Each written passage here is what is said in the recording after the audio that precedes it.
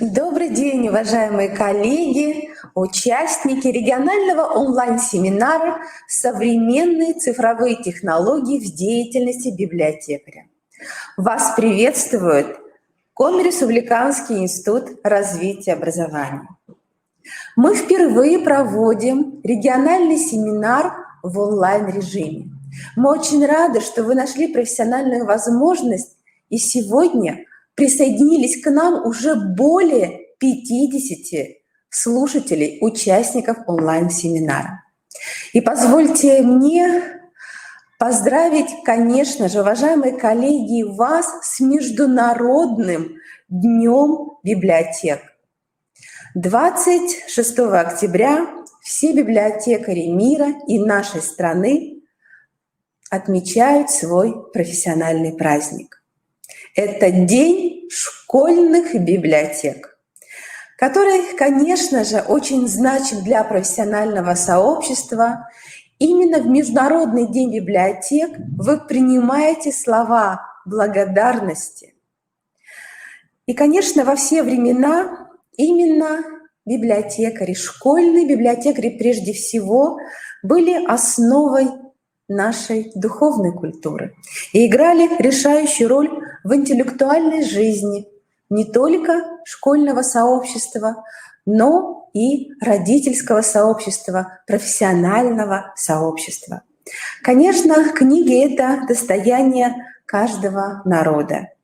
Это важнейшее средство сохранения информации, а самое главное — передачи от поколения к поколению духовных ценностей. Примите самые искренние слова поздравления и благодарности от коллектива Коми-Республиканского института развития образования. Конечно, прежде всего за ваш труд, самоотверженный труд. Нам очень важно, что в нашей республике создано и функционирует Республиканское методическое объединение школьных библиотекарей. Наш институт является научно-методическим координатором сопровождения плана развития школьных библиотек и информационно-методических центров. Уважаемые коллеги, нам очень важно, что в контексте нашей с вами совместной деятельности мы реализуем республиканский план на ближайшие 5 лет.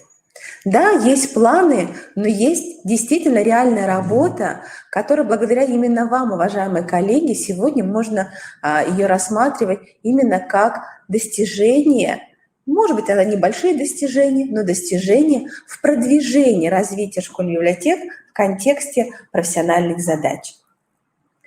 Я хочу вас проинформировать, уважаемые коллеги, что в настоящее время в республике 329 библиотек в общеобразовательных организациях, 5 из которых имеют статус информационно-библиотечного центра, и 1 школа имеет статус муниципального информационно-библиотечного центра. В настоящее время ведется работа по созданию сети школьных библиотек в каждом из 20 муниципальных образований для развития центров, именно центров информационного сопровождения библиотек, как ключевого инструмента новой инфраструктуры каждой образовательной организации.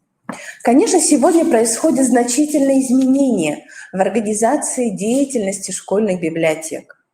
Прежде всего, эти изменения направлены на изменение функций, полноценного обслуживания как реального читателя, так и сетевого читателя. Именно поэтому школьные библиотеки сегодня, конечно, должны соответствовать современному уровню цифровой трансформации, которая прежде всего определяется потребностями наших с вами родителей, учащихся и педагогов. Уважаемые коллеги, для нас очень значимо, что сегодня мы вместе с вами работаем в контексте той проблематики, которая была заявлена именно вами, уважаемые коллеги. Да, это первый онлайн-семинар, и нам очень важно, что сегодня в семинаре принимают участие представители Российской академии образования принимает участие библиотека имени Константина Дмитриевича Ушинского. Это наш федеральный координатор деятельности всех школьных библиотек Российской Федерации. И мы очень рады, что вместе с нами Дмитрий Алексеевич Иванченко, начальник методического отдела информационного центра. Он будет работать вместе с нашими участниками. Также, уважаемые коллеги, в программе уже было заявлено, что очень интересные направления, которые будут рассмотрены вместе с вами, они будут представлены заведующими библиотекой школа номер 1540 города Москвы, Наталья Владимировна Кубрак с нами на связи, а также из Челябинской области Инна Владимировна Свистун, заместитель директора школы номер 109, будет работать вместе с нами. Уважаемые коллеги, нас ждет очень интересная, насыщенная профессиональная программа онлайн-семинара. Вы имеете возможность задать вопросы нашим выступающим. Я очень надеюсь, что профессиональный диалог, он сегодня будет как раз посвящен реализации тех важных задач, которые сегодня я обозначила в нашем выступлении. Коллеги, это семинар научно-методический, конечно, и образовательный. Поэтому мы надеемся, что определенные профессиональные компетенции в рамках данного семинара у вас будут продолжать формироваться для воплощения той идеологии, которая заявлена в нашей республике. Идеология трансформации школьных библиотек. Спасибо, уважаемые коллеги. И мы начинаем работать вместе с вами в течение всего данного периода работы. Елена Владимировна Рочева, методист Центра общего образования, воспитания и социализации личности, она будет модератором данного семинара. Поэтому, уважаемые коллеги, я передаю Елене Владимировне слово и напоминаю, что профессиональный диалог посредством чата он является очень важной формой профессионального диалога. Удачи вам, успехов! Спасибо большое, Галина Владимировна, за теплые слова приветствия, поздравления наших участников, школьных библиотекарей. Я присоединяюсь ко всем самым наилучшим пожеланиям, поздравлениям. И сейчас у нас на связи Иванченко Дмитрий Алексеевич, начальник методического отдела информационного центра. Дмитрий Алексеевич, добрый день. Здравствуйте, коллеги. Слышно ли меня? Да, очень хорошо. Дмитрий Алексеевич, очень хорошо. Республика Коми вас приветствует. Спасибо огромное. Вам слово. Спасибо, уважаемые коллеги. Спасибо, Галина Владимировна, за теплые слова и такое яркое открытие сегодняшнего мероприятия. Я очень рад присутствовать у вас, хоть и виртуально. Очень хочется, конечно, попасть вживую, пообщаться с вами, с коллегами, посмотреть, как у вас происходит. Потому что мы издалека, конечно, смотрим, мы стараемся отслеживать, что у вас как происходит. Вот я сейчас еще раз, когда вы цифры называли, я убедился, что та статистика, которая у нас есть по работе республики, она вот полностью у нас актуальна. Вот, уважаемые коллеги, да, я еще раз представлюсь, Иванченко Дмитрий Алексеевич, я представляю библиотеку Ушинского, которая на сегодняшний день выполняет функции Федерального информационно-методического центра по поддержке деятельности школьных библиотек. Я думаю, что большая часть из вас знает, чем мы занимаемся, бывает на наших вебинарах, а если, принимают участие в наших мероприятиях, а если вдруг это не так, я надеюсь, что я дам вам необходимую информацию, чтобы эту ситуацию вы каким-то образом исправили.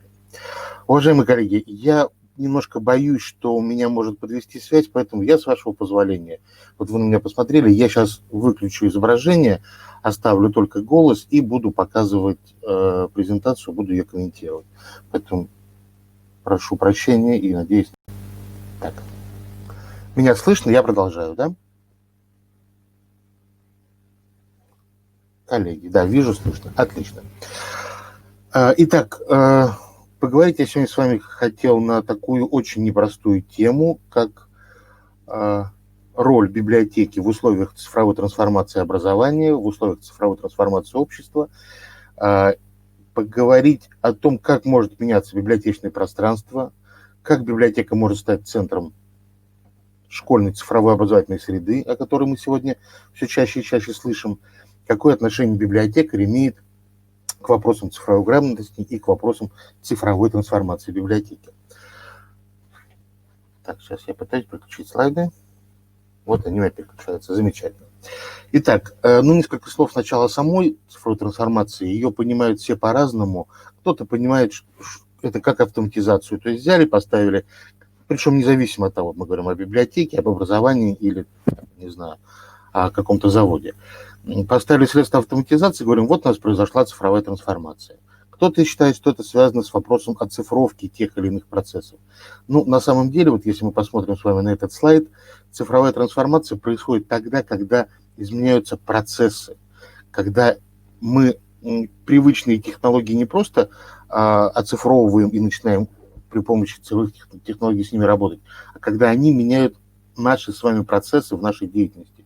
Если мы говорим про школьную библиотеку, то это не просто использование цифровых, допустим, книг, учебников, это не просто автоматизация библиотечного учета, это те изменения, которые произойдут в библиотеке и в школе, потому что библиотека – это все-таки центр, ну, вот мы так считаем, и мы эту всегда идею отставим, что это центр образовательной деятельности школы. Ну, не секрет, что последние годы школьные библиотеки находятся далеко не в лучшей форме, а создавшаяся сегодня ситуация, связанная с пандемией, приводит к тому, что пришлось повсеместно и в короткие сроки начать использовать дистанционные технологии, цифровые технологии, и не только школы оказались не готовы к переходу к данному формату, но и библиотеки. И зачастую библиотеки просто остались не у дел. Вот мы очень внимательно и общались с коллегами на протяжении и того, что весной происходило, и сейчас смотрим. Просто не находили себе места библиотекари, хотели работать и не понимали, что делать вот в этих условиях, в условиях пандемии, когда все ушли куда-то в Zoom, в Teams, на какие-то платформы, а что делать библиотекарю, неясно. Ну, надо сказать, что школьные библиотеки до сих пор работают в парадигме, которую в основу ставит все-таки бумажную книгу и все, что с ней связано. Новые образовательные, новые информационные технологии библиотеки, гости достаточно редкие. Мы с вами знаем, что книжные фонды пополняются очень плохо, кроме учебников. Библиотеки, за редким исключением, превращаются в склады тех самых учебников и старой, ветхой, ну, скажем так, никому не нужной литературы. А библиотекарь все чаще выполняет, к сожалению, роль кладовщика при этом складе. Вот если мы с вами посмотрим на нацпроект образования, в котором 10 федеральных проектов, современная школа, цифровая образовательная среда, успех каждого ребенка и так далее, мы с вами там слово «библиотека» вообще не найдем. Вот во всей огромной национальной программе есть много других слов, но слова «библиотека» там, к сожалению, нету. И те люди, которые писали эту программу, у меня есть, скажем так, мнение, почему этого не произошло. Сейчас мы стараемся провести тоже со своей стороны некоторые, скажем так, усилия, чтобы эта ситуация была исправлена. Сейчас программы у нас проекта, они будут корректироваться. Мы надеемся, что библиотека все-таки там появится. Но все чаще мы слышим от чиновников, чаще слышим от технарей, а вообще нужны ли библиотеки в век интернета? Зачем нужен библиотекарь, когда есть Яндекс и Google?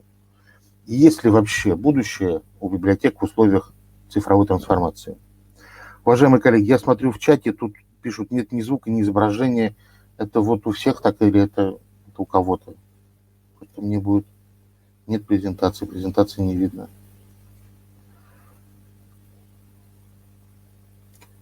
Коллеги, я понимаю, что эта проблема не на моей стороне, поэтому я продолжу.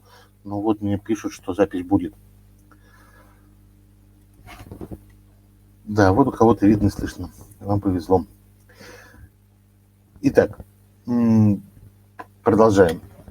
И поэтому все чаще мы слышим на разных площадках, может быть, вообще библиотеки пусть выдают учебники, а все новые технологии мы переведем в точки роста, которые сейчас повсеместно появляются, в IT-кубы, кванториумы. Но мы библиотеки Ушинского не разделяем эту точку зрения и считаем, что, во-первых, есть формальные основания для того, чтобы библиотеки были. Это и закон об образовании, это ВГОСы, это концепции. Даже мы с вами можем посмотреть Санпин и строительные правила, там библиотеки есть. Но это формально, а если посмотреть реально, ну давайте начнем с примера зарубежных школ, где библиотеки становятся точкой доступа к самым современным технологиям работы с информацией. Фокус их деятельности смещается от книговыдачи в сторону предоставления доступа к электронному, мультимедийному, интерактивному контенту. Библиотеки поддерживают структуру сетевых сообществ, электронного обучения, виртуального образовательного пространства, становясь тем самым ключевым элементом инфраструктуры системы школьного образования. Ну, это у них, скажете вы, а возможно ли у нас такое, и где взять необходимые ресурсы? Коллеги, ну мы очень подробно и внимательно изучаем опыт, и не только зарубежный, естественно, но и российский. Мы бывали в разных регионах, и мы видели самый различный опыт, что позволило нам, скажем так, объединить лучшие российские и зарубежные практики, собрать самый передовой опыт деятельности, и мы разработали модель цифровой трансформации школьной библиотеки, привязанной к условиям реализации нацпроекта образования, о котором я говорил. Несмотря на то, что там слова библиотека нет, там есть федеральные проекты, в котором так или иначе библиотека не просто может, а должна принимать участие, и, соответственно, отсюда появляются и возможности, и финансы, и организационные возможности, и кадровые и так далее. Вот об этом я бы хотел с вами немножко поговорить более подробно.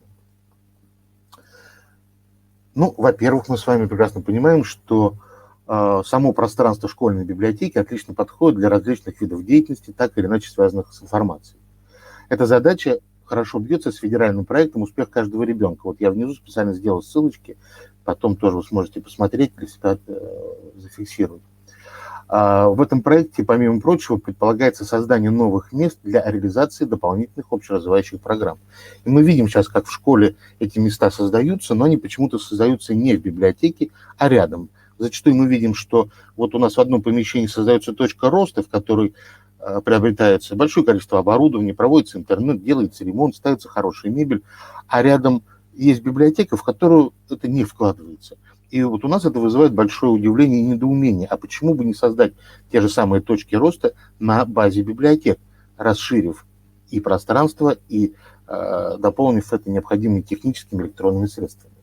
Ну вот есть тому примеры, когда создаются условия для индивидуальной групповой работы, создаются трансформируемые многофункциональные пространства.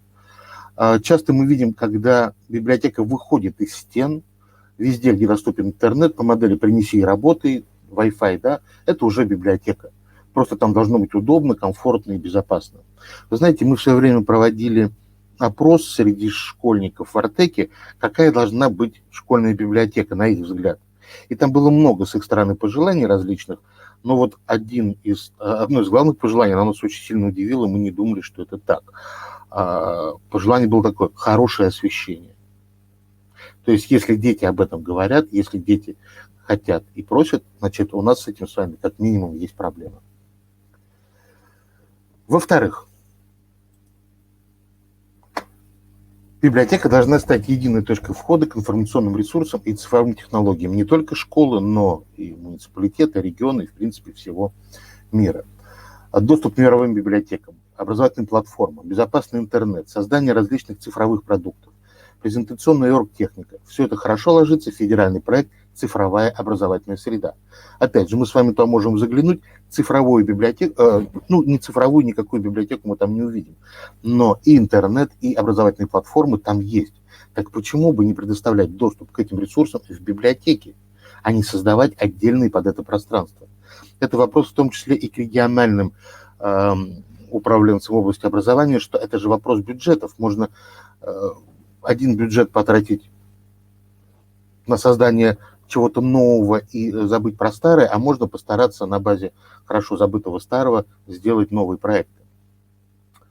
Массовые открытые онлайн-курсы, обучающие фильмы и мастер-классы. Сегодня не уследишь за появлением нового контента. каталогизировать, систематизировать и предложить учащимся и педагогам в качестве дополнительных учебных материалов как раз функция новой школьной библиотеки. Мы с вами отлично умеем работать с книгами, нас этому учили. Так давайте работать и с электронными ресурсами. Давайте смотреть, что появляется нового на платформах Лекториум, Универсариум, Арзамас, а не только на Учи.ру и Фоксфорд. Те ребята и так хорошо умеют себя продавать, у них все замечательно. Есть образовательные ресурсы, которые менее известны, но не менее полезны. Автоматизированная библиотека вообще может работать без библиотекарей. QR-кодер, фит-технологии, умные полки, станции самовыдачи. Это все существенно сокращает время на выполнение рутинных операций и высвобождает ресурсы для решения других задач. А все-таки наша основная задача – это не работа с книгами, а работа с детьми и с педагогами, ну и с родителями. Мы с вами знаем, что субъектам образования относятся дети, педагоги и родители. А у нас просто зачастую не хватает времени на эту деятельность. В-третьих, школьная библиотека способна стать диспетчером в области дополнительного образования и внеурочной деятельности. Понятно, что многие из вас и так занимаются внеурочкой, но вопрос по каким направлениям. Применение новых методов обучения и воспитания для реализации дополнительных образовательных программ. Задача в рамках реализации федерального проекта «Современная школа». Там как раз и говорится о том, что необходимо дополнительно развивать программы цифрового и гуманитарного профиля. Так давайте это делать в библиотеке. Формирование навыков цифровой грамотности и информационной культуры. Профориентация, проблемные лекции, дискуссии, игровое моделирование, квесты, краеведение. Все, что не вписывается прокрустово ложа в ГОСа, может и должно находить свое место в библиотеке. Вот я уже приводил пример про точку роста. Вот это конкретно Костромская область. Вот здесь руководители образовательной организации поступили следующим образом. Они объединили возможности для создания новой точки роста и библиотеки.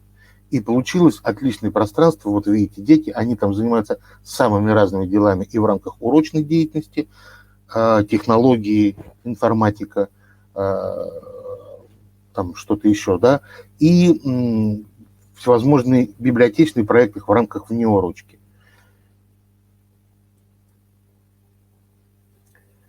Ну и, конечно же, все это требует со всех других компетенций от библиотекаря. Он должен быть не просто специалистом, проводящим мероприятия по поддержке чтения и умеющим по запросу найти информацию, а быть проактивным, предлагать информацию без запроса, ориентируясь на интересы и потребности детей, педагогов и родителей. Вот ситуация с дистанционным обучением, она нам это очень хорошо показала. Те школы, в которых были либо специалисты, которые отдельно занимались вопросами дистанционки, либо библиотекари, которые так или иначе этих вопросов касались, им оказалось гораздо проще перейти вот в этот формат.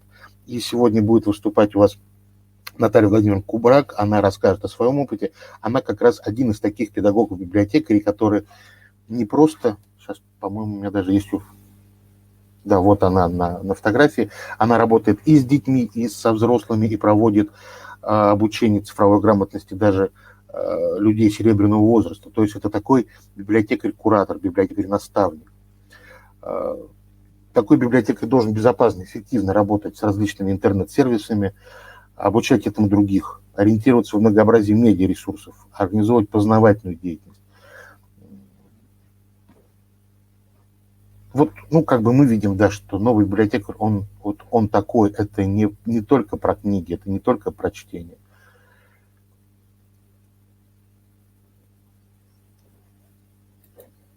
Соответственно, встает вопрос, а что делать?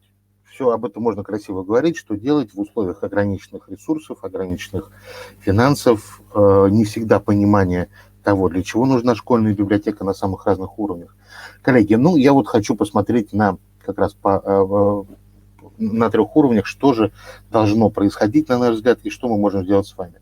Но на федеральном уровне вы все знаете ВГОС. И во ВГОСе много что прописано про школьную библиотеку, но регламентировано там, к сожалению, только одно, что должно быть обеспечено 1 учебник на одного ребенка по одной учебной дисциплине.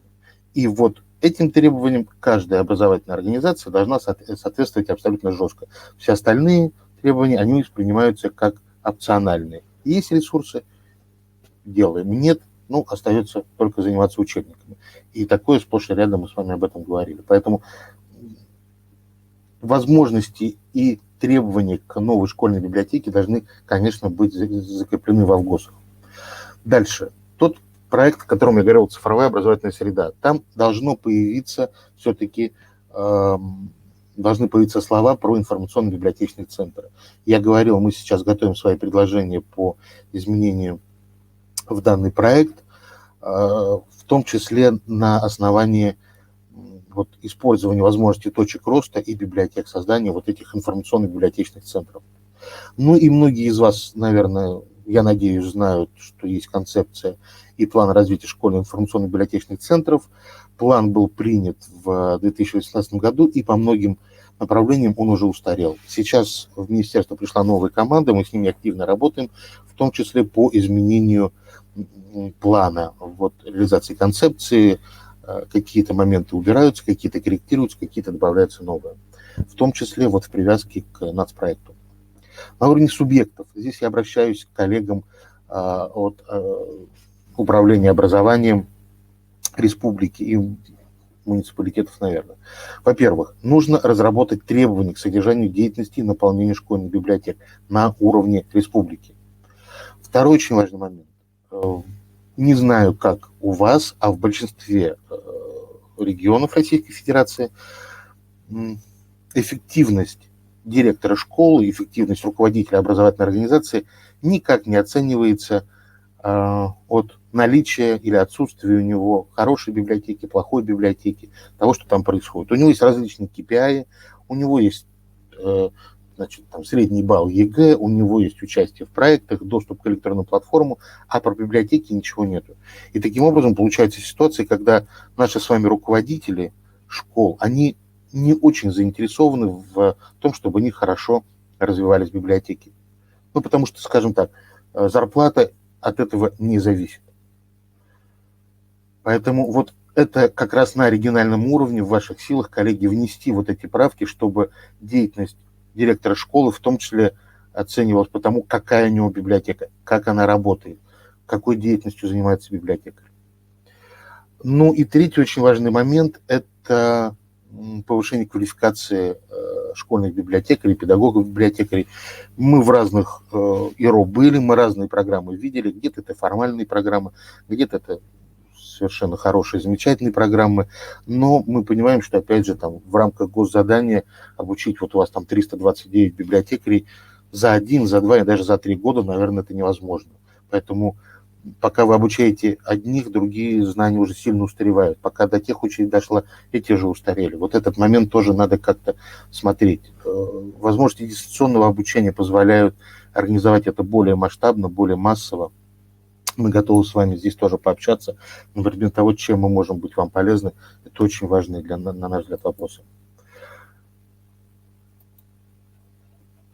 Так, сейчас, секунду. Ну и что можно сделать на уровне самой образовательной организации?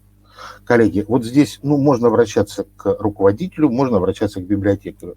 Они, на самом деле, несколько разные будут пожелания в том или ином случае.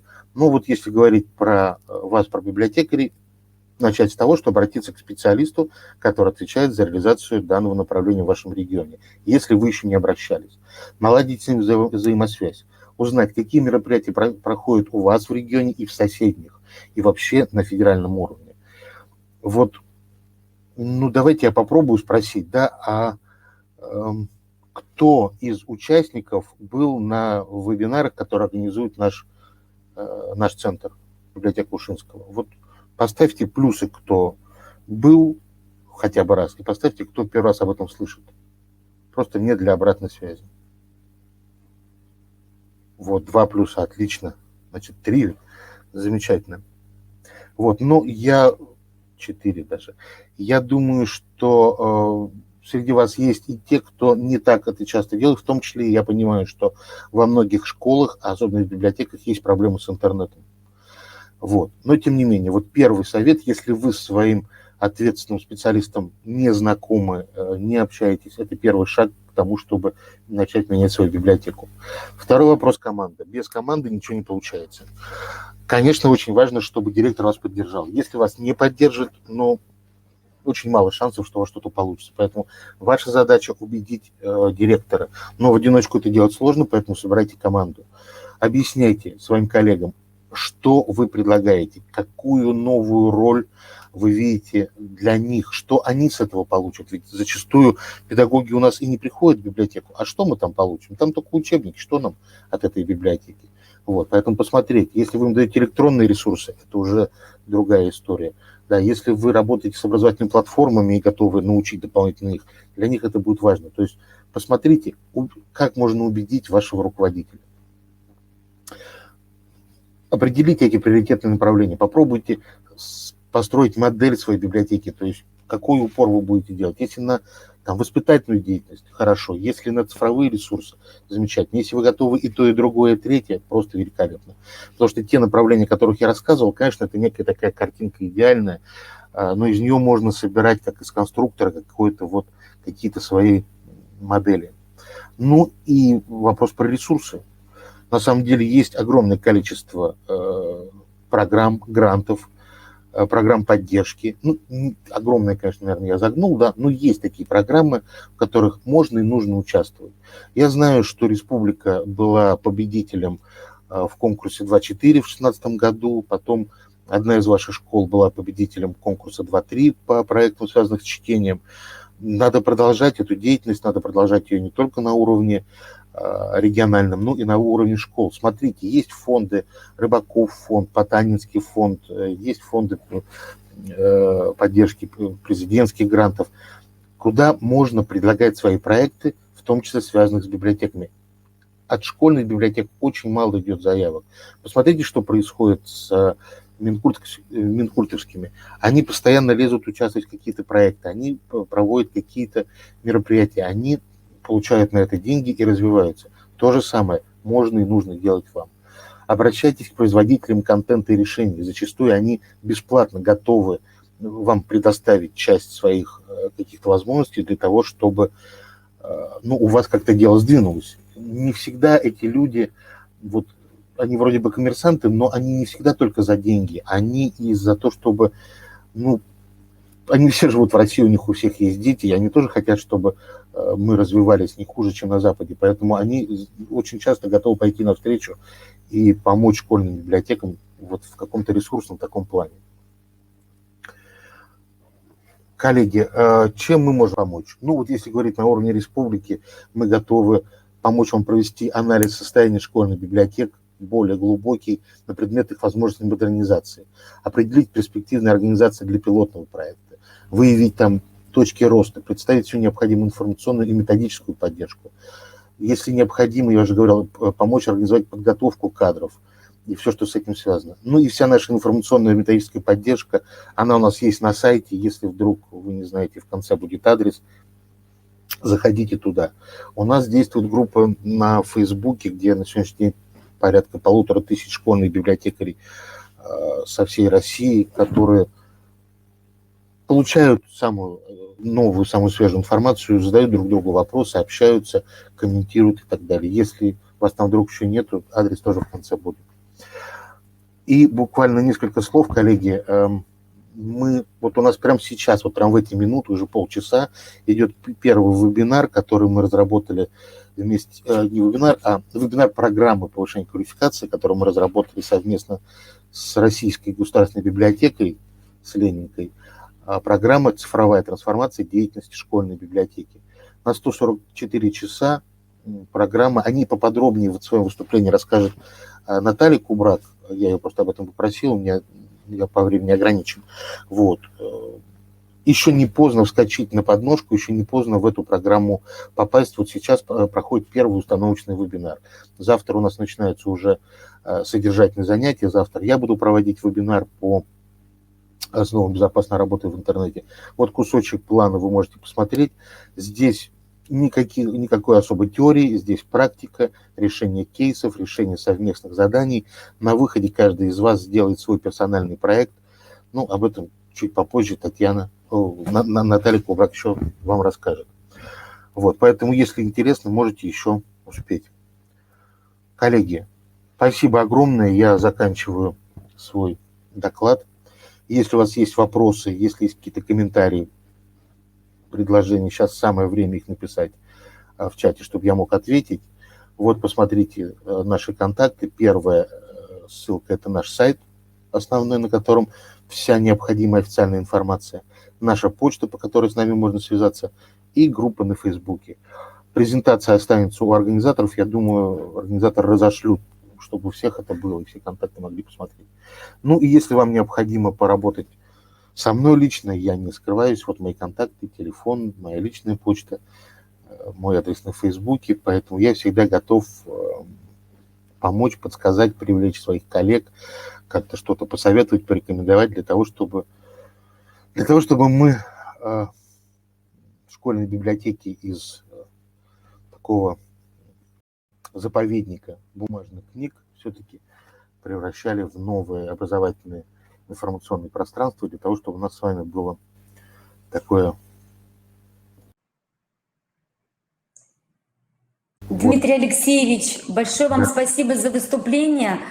Очень содержательно, очень дельные, конкретные предложения для того, чтобы наши библиотеки стали гораздо лучше. Почувствовали, что есть возможность того, что можно расти, можно что-то предпринимать самим, а не ждать от кого-то. Да? У нас очень хорошие примеры есть того, что библиотекари не сидят на месте, такие интересные дела делают. Об этом мы поговорим в ноябре на семинаре нашем республиканском, где будем представлять опыт работы библиотекаря. Сегодня вам большое спасибо за содержательный материал.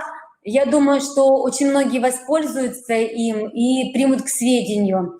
А ваши вебинары были нам очень интересны. Весной поставила очень много лайков, плюсов, кто смотрел их, содержательно, интересно, а самое главное полезно. Очень много информации можно взять с ваших вебинаров.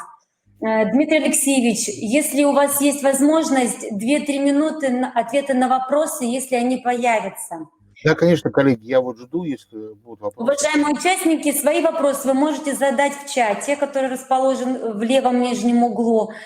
Дмитрий Алексеевич с удовольствием ответит вам на все вопросы, либо его предложение с ним лично устанавливать контакты. Можно так, да. Коллеги, ну пока вот, возможно, вопросы формулируете, пригласите нас, пожалуйста, на свой Обязательно. следующее мероприятие. Более того, мы сейчас формируем программу Всероссийского форума школьной библиотеки нового поколения. Мы пока до конца не понимаем, в каком формате пройдет. Ничего страшного. Это технические мы готовимся проводить его и в очном формате, и связи. Перейдем в дистанционный формат. И мы 2 человека в эфире сразу. Дмитрий Алексеевич, я думаю, нам сказал всю важную информацию, весь остальной материал мы сможем посмотреть с вами. Я думаю, что мои коллеги с вами дополнительно свяжутся. У школы у вас есть такой уникальный опыт, когда ваши библиотекари не сидят на месте, а начинают действовать и решать вопросы. Я думаю, что его нужно показывать, рассказывать о нем на всю страну, поэтому с удовольствием вас приглашаем и будем рады видеть. Где можно найти нормативы на работы? Надежда Александровна, о каких нормативах идет речь? Вот важный момент, потому что если это нормативы, которые касаются нагрузки библиотекаря или педагога-библиотекаря в зависимости от количества учащихся в школы, то вот мы прям в ближайшее время, я думаю, где-то в течение там, к форуму, да, в течение 3 недель мы этот документ... Значит, стали поступать вопросы по поводу информационно-библиотечного центра. После выступления Дмитрия Алексеевича я вам подскажу, где можно найти ответ на этот вопрос. Дмитрий Алексеевич весной давал ответы на эти вопросы на вебинаре. Вот 0,5 ставки, сколько должно быть в информационно-библиотечном центре. Я сегодня покажу нашим сотрудникам, где можно найти эту информацию. Но тем не менее, раз вопрос поступил, давайте я... Да, можно, конечно, да. Про нормативы, значит, документ будет в ближайшее время, вот, и я думаю, с ним сможете ознакомиться. Там в том числе будут ответы вот на эти вопросы, а сколько ставок должно быть в ИБЦ. Вот по нашему глубокому убеждению, в ИБЦ должно быть, во-первых, не менее 2 сотрудников. Ставок может быть может быть 1,5. Допустим, ставка педагога-библиотекаря полный и полставки библиотекаря, либо наоборот. Но это должно быть, в первую очередь, не менее 2 сотрудников. Вот. Поэтому, ну, смотрите, вот я Ирине Большаковой отвечаю, здесь надо смотреть 0,5 ставки, сколько у вас, в первую очередь, учащихся. От этого, да, директор обычно может писать. Если ничем, кроме выдачи учебников, библиотека не занимается, очень сложно предложить руководителю увеличить количество ставок. То есть надо начать с того, а что мы меняем, что мы готовы предложить, какие направления будет вести дополнительная ставка или дополнительный специалист для того, чтобы она появилась. Время, которое отпускается на работу внутрибиблиотечную и по подготовке мероприятий. Коллеги, вот еще раз, этот документ сейчас будет готов, там на самом деле очень сложный вопрос, потому что если это ведется там с использованием автоматизированных средств, там идут одни нормативы. Если без автоматизированных другие, это у нас сейчас получается документ страниц на 80, наверное. Мы сейчас его выверяем. Потерпите, он в ближайшее время будет выложен как методические рекомендации. Мы знаем, это очень серьезная проблема. Если более 32 классов в школе, то положено 2 ставки. Понимаете, сложно сказать положено. К сожалению, у нас отсутствует нормативная база. Как методический центр мы говорим, да, должно быть 2 ставки, а может быть даже и 2,5. Но вот нормативно это ничем не закреплено. Вот мы с вами, к сожалению, находимся в таких вот условиях. У нас последняя нормативка была, по большому счету, выпущена в 2005 году. Вот, поэтому мы с своей стороны, вот как методические рекомендации, ссылаясь на различную нормативку, мы их сейчас выпускаем, и вы всегда сможете показывать своему руководителю, что это так. Но сказать, что это закреплено каким-то законом, но, к сожалению, вот такая история пока в стадии проработки, потому что, ну, вы знаете, у нас команда министерства за 4 года сменилась 3 раза, поэтому там не так просто все эти нормативные вопросы утрясать. Да, Дмитрий Алексеевич, спасибо. Будем ждать методические рекомендации по нормативке. Да. Вот. И по поводу работы информационно-библиотечного центра, ваши методические рекомендации получены у нас, они находятся на сайте КРИРО. Об этом я расскажу немножко позже. Спасибо вам большое. Да. И обратите внимание, в тех методических рекомендациях как раз в том числе прописаны рекомендации по кадрам. И по количеству ставок это есть, это можно посмотреть. Это тот документ, который мы вместе с нашими коллегами вот готовили, долго согласовывали. И на сегодняшний день ничего более актуального нету. Поэтому мы рекомендуем этим документом пользоваться. Коллеги, если кто-то не знаком, посмотрите. По сути, этот документ, он представляет из себя описание того, как должен выглядеть ИБЦ и чем он отличается от школьной библиотеки, и куда он должен развиваться. Да, спасибо, Дмитрий Алексеевич. Вопросов у нас больше нет, мы вас немножко задержали с выступлением. Спасибо вам большое. Очень будем надеяться на очную встречу с вами осенью, если как только изменится обстановка. Спасибо большое. Это был Иванченко Дмитрий Алексеевич, начальник методического отдела информационного центра. Мы с вами продолжаем нашу встречу, и сейчас я хочу вам показать. Вышла в эфир, да, у нас следующий участник. Значит, пока у нас Наталья Владимировна подключается, я вам расскажу. Вышла, да?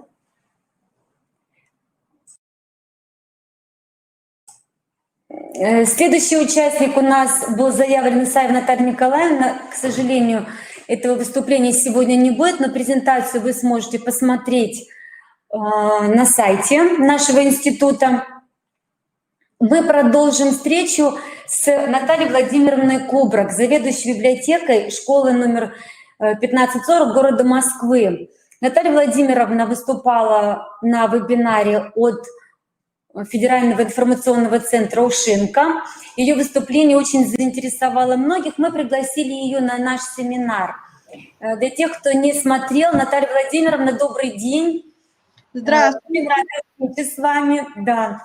Наталья Владимировна нам расскажет о трансформации деятельности библиотеки на практике. Как, что и почему. Наталья Владимировна, вам слово. Мгм. Хорошо, спасибо большое. Я так понимаю, что слышно, видно хорошо. Если нет, то напишите об этом. А, Так, тема моего выступления – трансформация деятельности библиотеки в цифровой среде. Весенняя наша ситуация, она, конечно, показала, что многие, в особенности школьные библиотеки, ну, большое их количество оказались не удел просто в этой ситуации, потому что ну, мы очень привязаны все к бумажному фонду. И что делать библиотекарю, когда есть только цифровое пространство?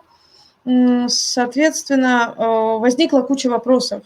И тот самый вебинар от библиотеки имени Ушинского, да, когда мы его в апреле проводили, он вызвал большой резонанс, мы сами удивились, но 2900 зарегистрированных пользователей, которые хотели попасть, да, то есть это большое количество для нашей узкой библиотечной отрасли. То есть вопросов было действительно много. Здесь сразу вопрос. Библиотеки как могут участвовать в сетевом взаимодействии с учетом цифровой трансформации? Я могу сказать даже, что как раз цифровая среда во многом помогает, ну, усиливает вот это сетевое взаимодействие с нашими партнерами, с другими организациями и реализовывать какие-то проекты. Это просто может быть даже на уровне коммуникации. Это гораздо эффективнее. А если это еще там создание цифровых продуктов, то там возможностей гораздо больше. Попробую в этом аспекте тоже проговорить. Итак, я выделила 3 основных направления, которые, в общем-то, ну, у нас, у школьных библиотекарей, они всегда были и есть. И как раз-таки эти направления подвержены вот такой подверглись трансформации. Мы это увидели, то есть это получилось достаточно произвольно. Мы увидели, как и электронные учебники появились, и какие-то видеоинструкции к сервисам появились, и разные онлайн-трансляции. Я говорю сейчас даже в общем про библиотечную отрасль, библиотеки культуры или школьные библиотеки. Конечно, библиотеки культуры, они были поставлены немножко в другие, более жесткие условия, потому что это выполнение, да, их плана по различным показателям, это эффективность их работы, и, конечно, все вышли в цифровое пространство. Школьные библиотекари везде были по-разному, но это во многом связано с тем, что не знали, как. И вот про эти 3 направления я и хотела бы проговорить. Но если мы говорим об электронных книгах, то есть здесь нужно понимать, что есть закрепленное понятие электронная информационно-образовательная среда, куда входят ЭОРы наши, средства связи, различные автоматизированные системы, которые необходимы для обеспечения освоения образовательных программ в полном объеме. И если мы существуем в цифровой среде, а сегодня у нас такая гибридная модель, потому что какие-то школы уходят, какие-то классы уходят, мы уже, скажем, вот с этим наверняка останемся. Поэтому нужно понимать, что наряду с бумажными книгами, художкой и учебниками должны быть и электронные источники, и они должны быть защищены авторским правом и не распространяться пиратским способом. Соответственно, у нас есть электронные библиотеки, они разные. Согласно ГОСТу об электронных библиотечных системах, вот есть какие-то сформулированные основные требования. То есть когда мы папка на сервере, на школьном сервере не является электронной библиотекой, даже если там файлы полезные лежат. Да? Это обязательный индивидуальный вход, это логин и пароль, это различные книги, по которым может осуществляться полнотекстовый поиск. Вы, когда фиксируется, где, в каком месте вы остановились в чтении, да, вы имеете возможность работать с фрагментами, цитировать их, сохранять и так далее. В электронных библиотеках, что важно, обязательно должна быть мобильная версия, доступность с гаджета.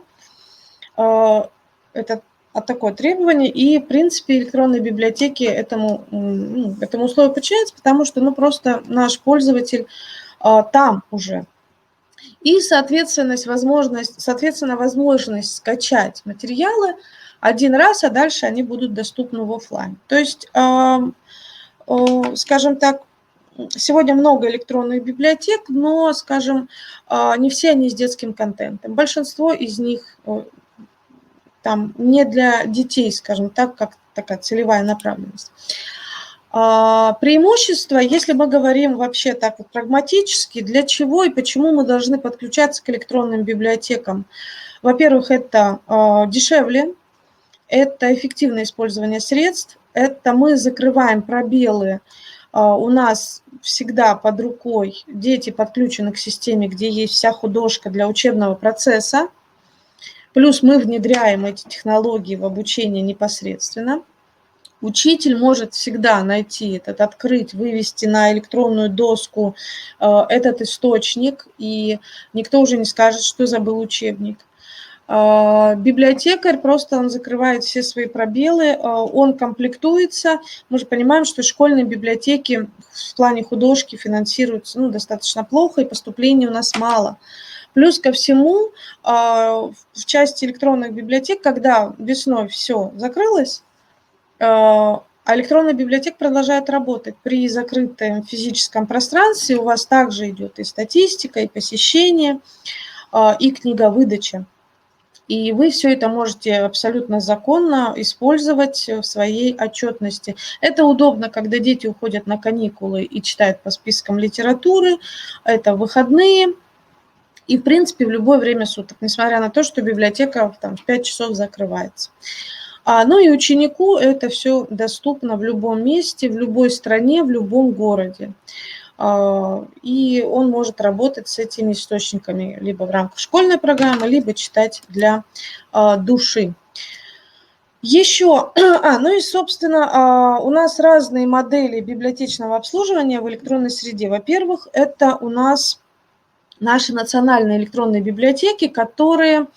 Какой у них формат? Формат удаленного электронного читального зала. Многие школьные библиотеки сегодня подключаются, заключают договор, и тогда, скажем, материалы президентской библиотеки, национальной электронной или национальной электронной детской библиотеки и так доступны в открытом доступе, но не все материалы доступны для обычного пользователя. В стенах библиотеки открыт полный доступ в рамках этого договора. Вопрос в другом. Там контента очень много исторического, да, с исторической точки зрения, который хочется исследовать.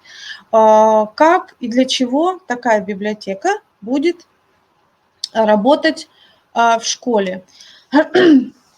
Библиотека, которой вы пользуетесь, скажу позже. Нужно понять, под какую задачу у вас в библиотеке будет подключена президентская библиотека или НЭДБ, в котором тоже очень много оцифрованных источников, очень интересно. Но основное решение – это если в школе реализуется проектная деятельность, какие-то проекты, и это исследовательские проекты, и работа с какими-то старинными источниками, или это история, не знаю, Советского Союза через детскую книгу, много-много других аспектов, как раз-таки эти библиотеки как раз будут подспорьем. То есть просто там какой-то современной художественной прозы практически нет. Это под проектную деятельность. Далее, библиотеки учебной литературы, они все активизировались с приходом самоизоляции. Действительно, школа может закупать доступы к электронным учебникам, которые также доступны у пользователя, у читателя, у нашего ученика. Они будут доступны через логин и пароль на сайте, если они заходят с браузера, либо через гаджеты ставится мобильное приложение соответствующее, и также эти учебники доступны.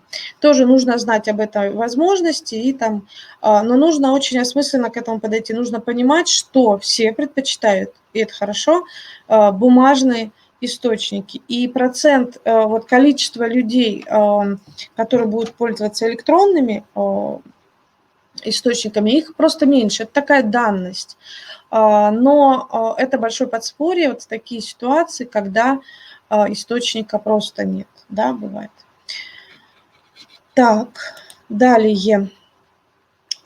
И вот мы сказали про формат электронного удаленного читального зала. Далее библиотека выступает как провайдер, то есть что касается учебников, да, например, электронных, или художественной литературы. Что значит провайдер? То есть читатель выбирает, библиотека оплачивает. В нашей школе мы сработали и работаем, продолжаем по двум таким. У нас смешанная модель. Для школы более такая востребованная – это Литрес-школа. Да? Функционал этой библиотеки как раз-таки заточен под учеников и под образовательную деятельность. Мы решили использовать две библиотеки, потому что у нас еще есть педагоги и родители, и мы еще и подключили там. Там полный каталог, там литература как профессиональное развитие, так и личностное развитие. И у нас формируется своя корпоративная библиотека. Уже за 3 года порядка 400 книг у нас в той библиотеке есть. Но, конечно, базовая – это Литрес-школа, потому что это удобно, это очень быстро и, на мой взгляд, такая оптимальная электронная библиотека, которая, ну, скажем, соответствует и нашим потребностям как библиотекаря, так и пользовательским. И вообще я посмотрела, у нас существует достаточно мало школьных электронных библиотек с детским контентом. И вот, пожалуй, еще одна – это Библиошкола. Там тоже есть различные пособия электронные, там есть какие-то, там интерактивный контент, какие-то таймлайны можно посмотреть, то есть электронные образовательные ресурсы. Так, бесплатный доступ – это старая подпись, то есть весной они организовывали бесплатный доступ. Сегодня, конечно, это доступ тоже за деньги на коммерческих условиях, но нужно посмотреть. Также у них есть мобильное приложение. Нужно сесть, посмотреть, какой контент, насколько он соответствует задачам школы. Ну, именно нужен ли этот контент в школе. Так, я единственное добавлю, по Литресу, по стоимости был вопрос, книга выдачи в Литрес-школы стоит 60 рублей. То есть это достаточно хорошо. Книга выдается ребенку на год, он ей может пользоваться, и это дешевле, нежели просто купить один раз книгу, даже в электронном формате она может стоить 300 рублей. Экономически выгоднее подключать Литрес в школу. Далее. Как раз вот рассмотрели мы первое направление, которое касалось информационного обслуживания, выдачи книг. Если так говорить по-простому, то нужно понимать, что электронная библиотека – это не вот папка на сервере, где просто мы что-то храним и какие-то файлы у нас хранятся. Здесь важны обеспечение доступа к этим файлам. Должен быть обеспечен доступ через браузер ли, через мобильное приложение, то есть коммуникация важна. Даже если у нас есть какая-то там папка в Яндекс.Диске, где хранятся самые важные презентации преподавателя, пока эта папка закрыта, да, то есть нет коммуникации, то есть это не сработает. То есть библиотека должна быть открытой в плане доступности, да, тех информационных массивов, которые у нее есть. В цифровой среде это электронные книги. По сути, когда вы внедряете эту систему, то нужно понимать, что будут технические сложности, несмотря на то, что наши дети продвинутые. И здесь нужно каждого индивидуально, с каждым проговорить, придумать видеоинструкцию или какую-то текстовую инструкцию пошаговую, но очень четко структурировано, потому что это важно сопроводить нашего пользователя вот на этом этапе. Если ему вначале будет непонятно, он не пойдет в электронную библиотеку, он не захочет, она ему покажется неудобным. Ориентируйтесь даже на свой внутренний опыт, когда вот вы заходите на незнакомый ресурс, от вас просят какой-то регистрации, еще чего-то, нам бывает некомфортно. Мы должны понимать, что наши пользователи, они такие же, особенности наши дети, которых еще и в электронной библиотеке хотят заставить читать.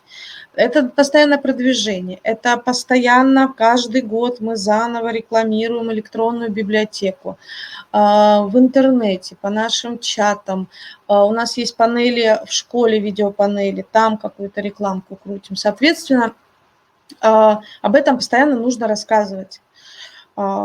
и отвечать постоянно на эти вопросы. То есть у нас каждый год все обновляется. Обновляются учителя, у нас сменяется контингент детский, и мы заново это отрабатываем, продвигаем эту библиотеку. И, конечно же, не нужно вот к этому стремиться, а давайте мы закроем все. Ну, есть такое мнение на уровне администраторов, давайте мы закроем библиотеку, спишем все учебники, у нас будет электронно. С формальной точки зрения мы соблюдаем законность, у нас электронная библиотека в школе будет, но нужно понимать, что читают все равно в бумажном, даже те же дети нового нашего вот этого поколения, старшеклассники, они все читают в бумаге.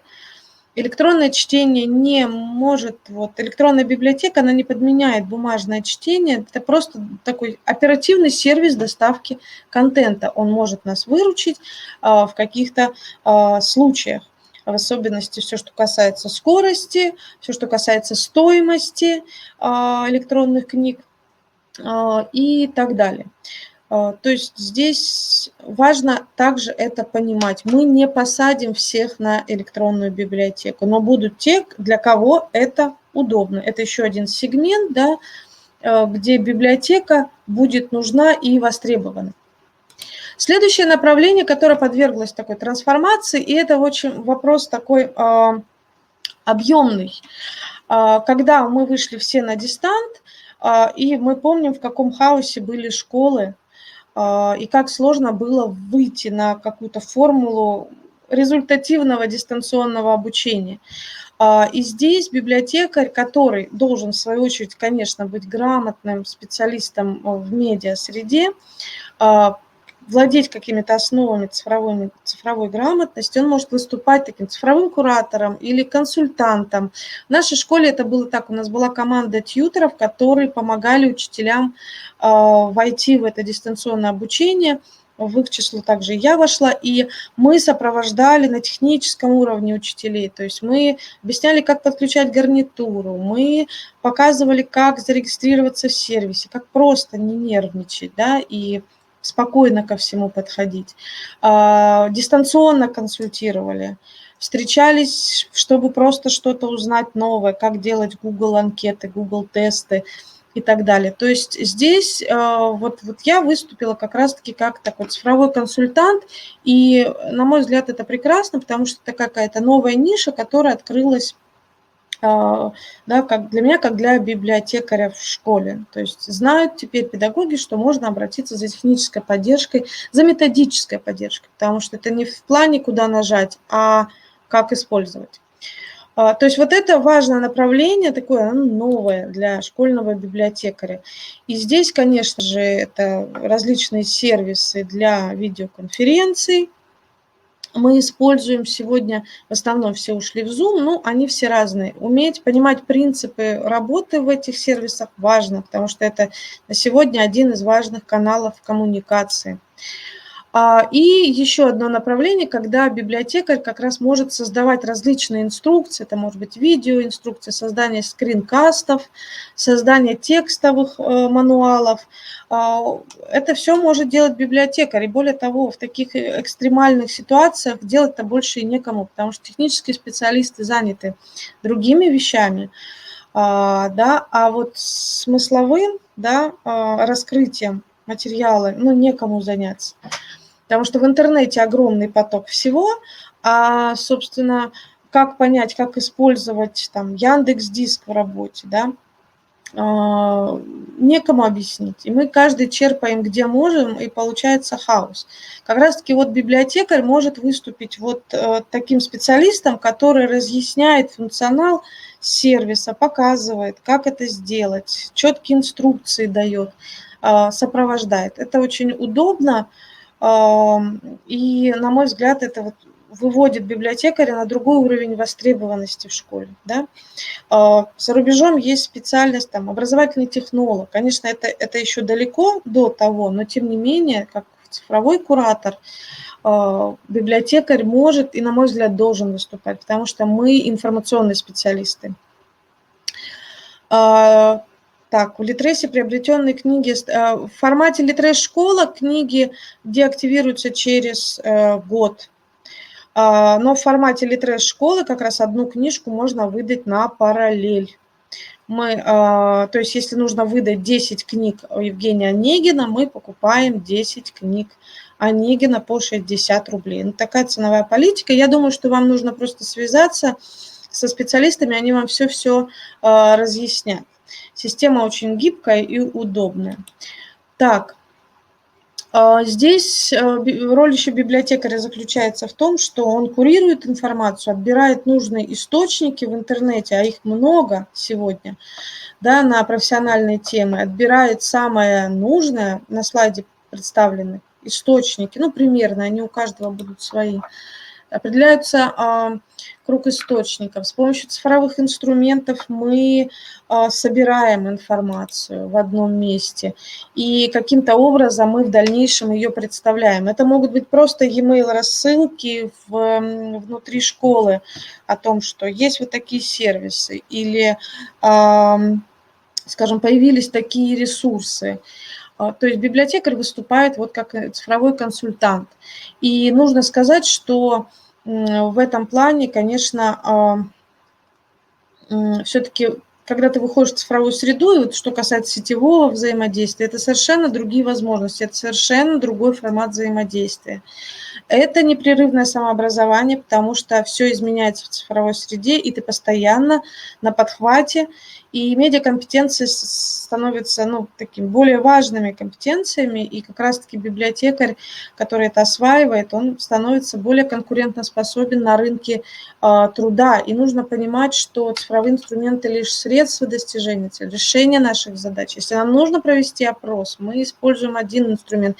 Если нужно создать видеоролик, мы используем другой. Но мы всегда знаем, что под любую нашу профессиональную задачу найдется удобный цифровой инструмент.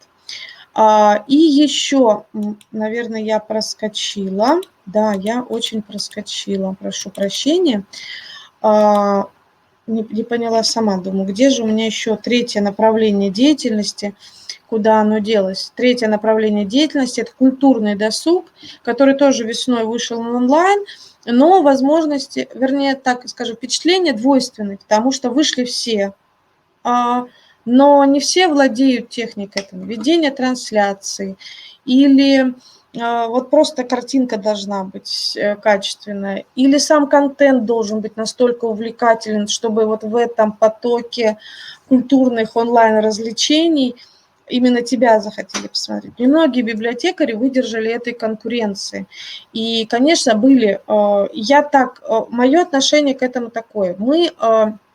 Может быть, мы сами не умеем делать красивые, хорошие, громкие чтения, для этого нужно владеть актерским мастерством, техникой речи, но я найду в интернете какого-то человека, который умеет это делать классно. Я предложу своим читателям ссылку именно на эту лекцию или на какую-то трансляцию. У нас было много, и сегодня по сей день много онлайн-спектаклей, да, то есть онлайн-курсов, онлайн-лекций, какие-то встречи с писателями, они и были ранее, просто сегодня это все усилилось, стало ярче, все поняли, что это очень удобно делать через интернет. Вот понимание источников, да, где это все, Яндекс.Эфир, у нас есть замечательные лекции, громкие чтения в Государственной детской библиотеке, во многих других местах наши музеи, там Третьяковка, например, тоже предлагают онлайн-лектории. Когда библиотекарь понимает, где это взять, ну вот совершенно не обязательно, так сказать, на пальцах пытаться изображать что-то самому. Мы не все специалисты во всем, да. Мы, конечно, любим встречаться с нашими детьми, но иногда можно просто давать качественный контент, рекомендовать его нашим читателям. Прошу прощения.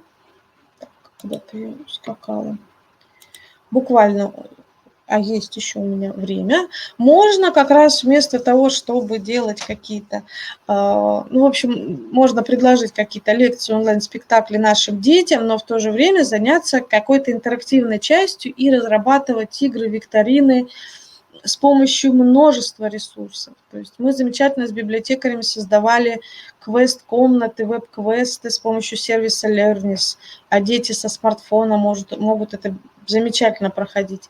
Learning Apps, это тоже разные виды головоломок. Google Form, классические викторины, но тоже там туда можно встроить видео, туда можно встроить картинки. То есть, когда мы знаем возможности, вот функционал всех этих сервисов, мы можем как раз детей наших на тех же каникулах или во время классного часа, или на каких-то уроках, ну, скажем, вовлечь их в игру. Сервисов гораздо больше, чем на слайде, и когда ты просто начинаешь изучать тему, ты понимаешь, насколько это может быть увлекательно. Когда я на курсах начинаю играться с библиотекарями, то есть, ну, мы все видим, что и мы, взрослые люди, тоже любим играть, и это замечательный такой способ введения урока. Здесь как раз библиотекарю нужно потрудиться и сделать классные игры, штуки. Далее сетевые акции, марафоны, ну вот они в разных библиотеках по-разному проходят, челленджи, какие-то мини-конкурсы, в соцсетях флешмобы, то есть на картинке вот буквально пару примеров, Bookface, и вот когда из-за изоляции есть группа в социальных сетях, где люди воссоздавали картины. Очень интересный был такой весенний опыт, потому что много всего люди насоздавали, будучи на самоизоляции. Так вот, библиотекарь может это все использовать и вовлекать. И у нас такие в школе были ученики, которые тоже воссоздавали картины, великие полотна. Еще один способ – это электронный читательский дневник, когда создается, например, коллективная доска в сервисе, а дети могут размещать отзывы о прочитанных книгах, ну, как в текстовом формате классическом, так и создавая цифровые различные продукты. И у нас дети создавали в облака слов, кто-то просто аудио загружал, кто-то создавал говорящие аватарки, то есть можно озвучить какого-то персонажа. То есть сервисов очень много, но это требует определенного сопровождения. Не все дети готовы сходу работать в цифровой среде. Здесь важно все объяснить, снабдить инструкциями. Ну, важен контакт с ребенком. И есть определенные риски, потому что нам кажется, мы сделали все хорошо, но почему-то не все входят в эту историю, даже если у всех много времени на той же изоляции. Но, тем не менее, определенный ряд детей, такой актив, всегда принимают в них участие, и это другой формат, более, возможно, интересный для ребят. Так, и дистанционные проекты, как раз вот сетевые проекты, они могут быть, да, межведомственные, грубо говоря, когда взаимодействуют два разных учреждения, реализуют какой-то проект сетевой. Очень много о том, как делать сетевые проекты, у нас есть на портале Викисибириада, как устраивать акции, там есть специальные мастерские, как создать проект, например. И там как раз очень много проектов для библиотекарей и их учеников. Именно они на уровне взаимодействия разных организаций, причем находящихся в разных городах. И здесь, конечно, это отдельная наука для библиотекаря, да, метод проектов нужно освоить. Нужно просто понимать, что проект – это не цикл каких-то мероприятий, объединенные одной темой, это определенная цель, есть определенные запланированные результаты, которых ребята должны достичь. Для этого они должны пройти по шагам какие-то этапы, соблюдая сроки. Каким-то образом они должны понимать, как оцениваются их работы. И что важно, в чем специфика цифровой среды, когда мы работаем вот в таких сетевых проектах. Это возможность межпредметно подходить. Ну, я не знаю, можно изучать какое-то явление, не знаю, метро, с точки зрения истории, географии, литературы, да, и это уже такая межпредметность. Сервисы сегодня многие позволяют работать коллективно, то есть удаленно люди заходят, например, работают над текстом или на коллективной доске, или создают ментальную карту. Это важно. И что самое главное, из этого проекта дети выносят помимо каких-то знаний предметных, да, метапредметные навыки, это навыки работы в цифре, так называемая медиаинформационная грамотность. Это то, с чем они уже выходят из школы, и то, что им пригодится в дальнейшем. Соответственно, это Это, на мой взгляд, очень-очень важно. Но этому также нужно научиться. И Вики Сибириада – это такой одна из главных площадок, где этому могут обучать, если мы говорим о неформальном повышении квалификации. Да, вот как раз страничка с этим порталом. И две вещи буквально я скажу, что может помочь сегодня школьному библиотекарю. Есть две книги, которыми я пользуюсь. Это «33 совета по применению библиотеки интернета» Елены Ястребцевой. Эта книга уже есть в открытом доступе, издательство ее выложило, можно посмотреть. Помимо различных направлений и рецептов использования, есть инструкции к сервисам, описание этих сервисов. Книга максимально такая практикоориентированная, без лишней воды, философии и так далее. Как выдавать книжки, как создавать инфографики, афиши и так далее. И вторая книга, которая сегодня нам уже будет актуальна всем, это «Методика дистанционного обучения» Вайндерса-Соева Марина Ефимовна. Там, несмотря на то, что книжка не толстая, да, очень структурно все расписано, каким должно быть дистанционное обучение, чтобы оно получилось, да, чтобы оно стало результативным, какая есть специфика и что должен учитывать школьный библиотекарь сегодня, работая в виртуальной среде. Там книга написана для педагогов в целом, но мы все сегодня оказались в одинаковых условиях.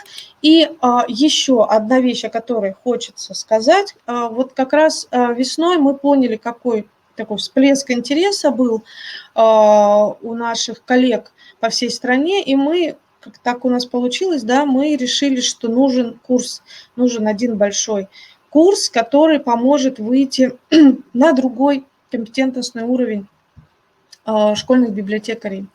И это уже такая необходимость, потому что проблемы у нас у всех были, и многие библиотекари, школьные библиотекари не могут существовать в электронной среде, потому что они привязаны к бумажному фонду. А жизнь меняется, школы проходят такие этапы цифровизации, и библиотека также должна быть в это все вовлечена, встроена в образовательную деятельность. Поэтому библиотека имени Ушинского при поддержке Российской государственной библиотеки, то есть это курс такой очень хороший, весомая сертификация от Российской государственной библиотеки, модулей много, практики много, и если есть среди наших коллег желающие к этому курсу подключиться, мы всех приглашаем, потому что сегодня мы уже провели первый вебинар, и мы начинаем уже работать. Но время подключиться есть. На мой взгляд, темы актуальны. Мы подбирали и тематику актуальную лекторов экспертных, которые занимаются в этой области непосредственно. То есть это не просто абстрактные речи, а это те люди, которые в этих направлениях сильны. Например, библиотека имени Молчанова в Иркутске расскажет потом, как они в онлайне культурно-просветительскую деятельность ведут. Марина Орешко расскажет о том, как создавать визуализацию. Марина Ефимовна Вайндерса-Соева расскажет, как библиотекарю стать цифровым педагогом. Да, то есть это вот как раз замечательные лекторы, которые помогут нам раскрыть направление нашей библиотечной деятельности в цифровой среде. Стоимость курсов 9200, но нужно понимать, что это курс от Российской государственной библиотеки, и это 144 часа объем. На мой взгляд, сегодня учиться нам всем уже нужно, причем понимать, что учиться придется постоянно. Цифровая среда вошла в нашу жизнь, нужно просто знать, в каких направлениях. Вот в нашем случае я сформулировала 3, может быть, их больше, и нам всегда есть куда развиваться. Главное, наверное, этого хотеть и не бояться искать ответы. Они все есть. Я благодарю вас, немного задержала я регламент. Спасибо за внимание. Возможно, есть какие-то вопросы. Все доступно, понятно. И очень надеемся, что мы вас тоже порадуем. Республика Коми своими новшествами. У нас будет проводиться свой семинар, где библиотекари тоже будут представлять свой опыт работы. Надеюсь, что мы вас тоже порадуем и начнем меняться, обмениваться нашей информацией. Ну что, я так думаю, вопросов нет. На те вопросы, которые у нас прописали участники, вы ответили. Стоимость курсов 9200. Значит, что у нас? Какой электронной библиотекой вы пользуетесь? Вы ответили на вопросы. Если участников больше нет, большое вам спасибо за очень интересный материал, который вы нам сегодня предоставили. Спасибо. Очень многим. Будем надеяться на сотрудничество дальнейшее и, возможно, совместно какие-нибудь мероприятия попробуем провести. Спасибо большое, Наталья Владимировна. До свидания. У нас на связи была Кубрак Наталья Владимировна, заведующая библиотекой школы номер 1540 города Москвы. Наталья Владимировна, да, до свидания, спасибо большое.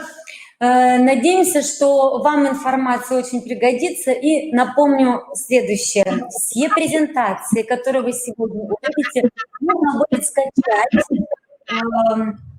в видеозале после трансляции. У нас на связи в продолжении темы трансформации школьной библиотеки Инна Владимировна. Инна Владимировна, добрый день.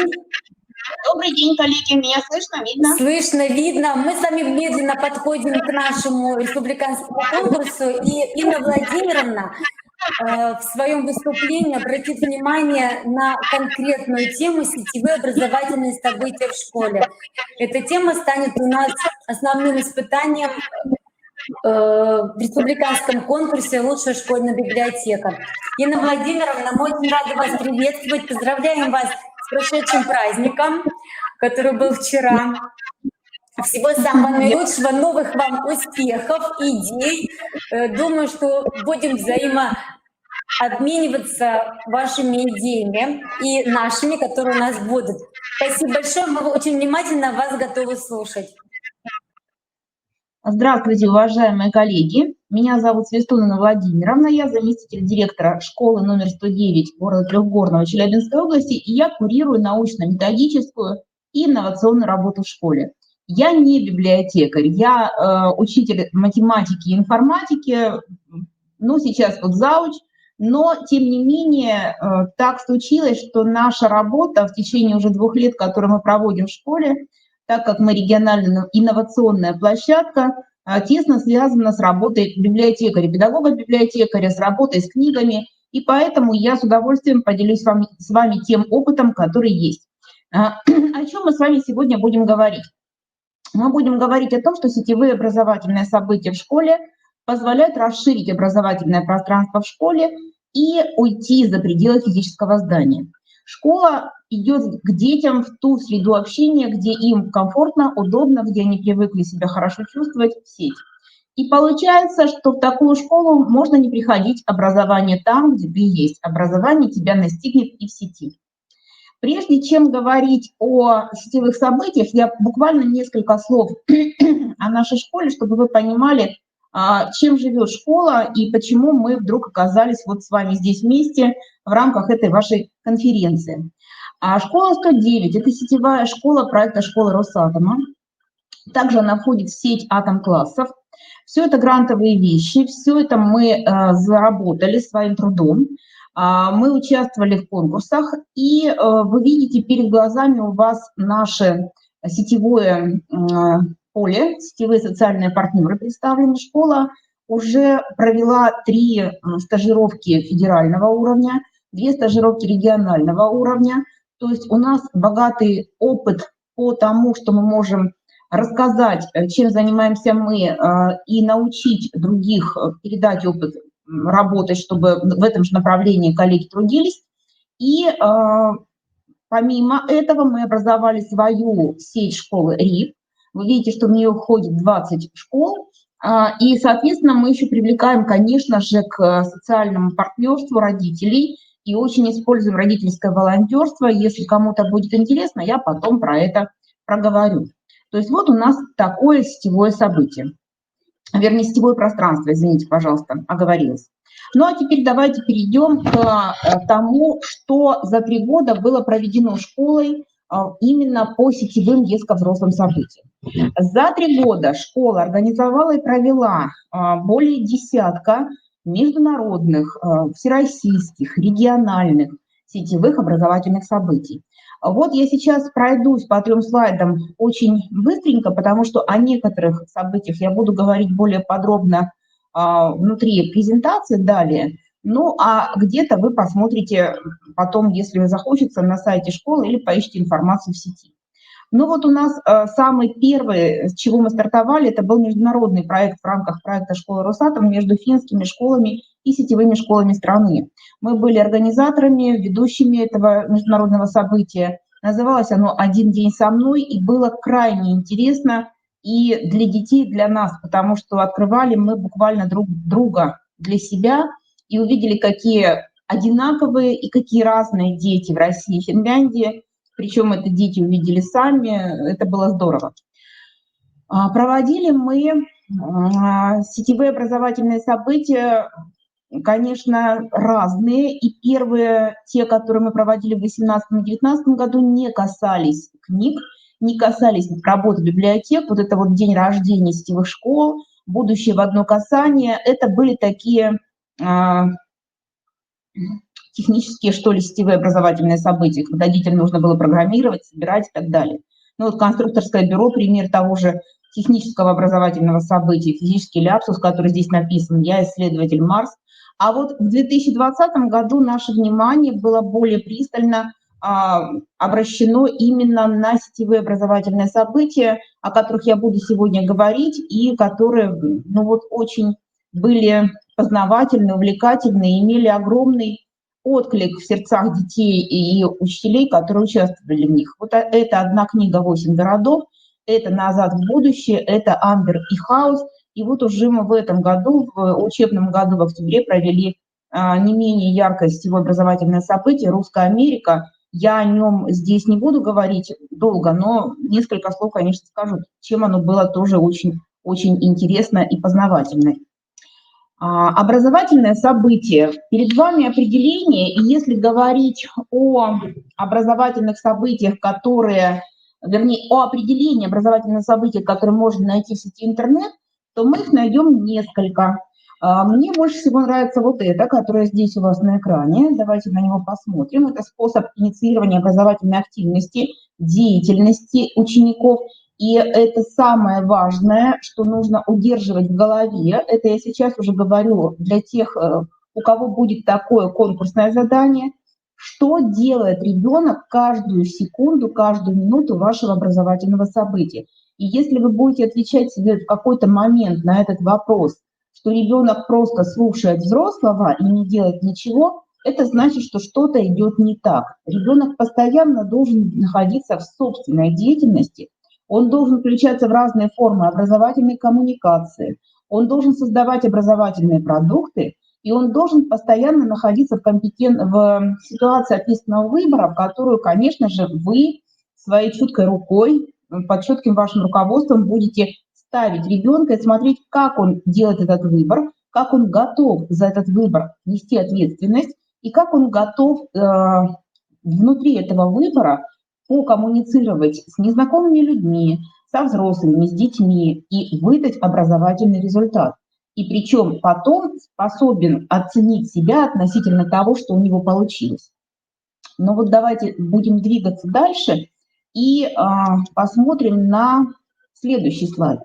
Следующий слайд – это вот такой маленький алгоритм, потому что когда проводишь сколько-то образовательных событий, начинаешь привлекать к этому других педагогов, других взрослых, и хочешь, чтобы другой педагог был модератором образовательного события, конечно, ему нужно объяснить, что внутри этого образовательного события происходит, по каким этапам он должен двигаться. То есть вот этот вот алгоритм был создан, осмыслен.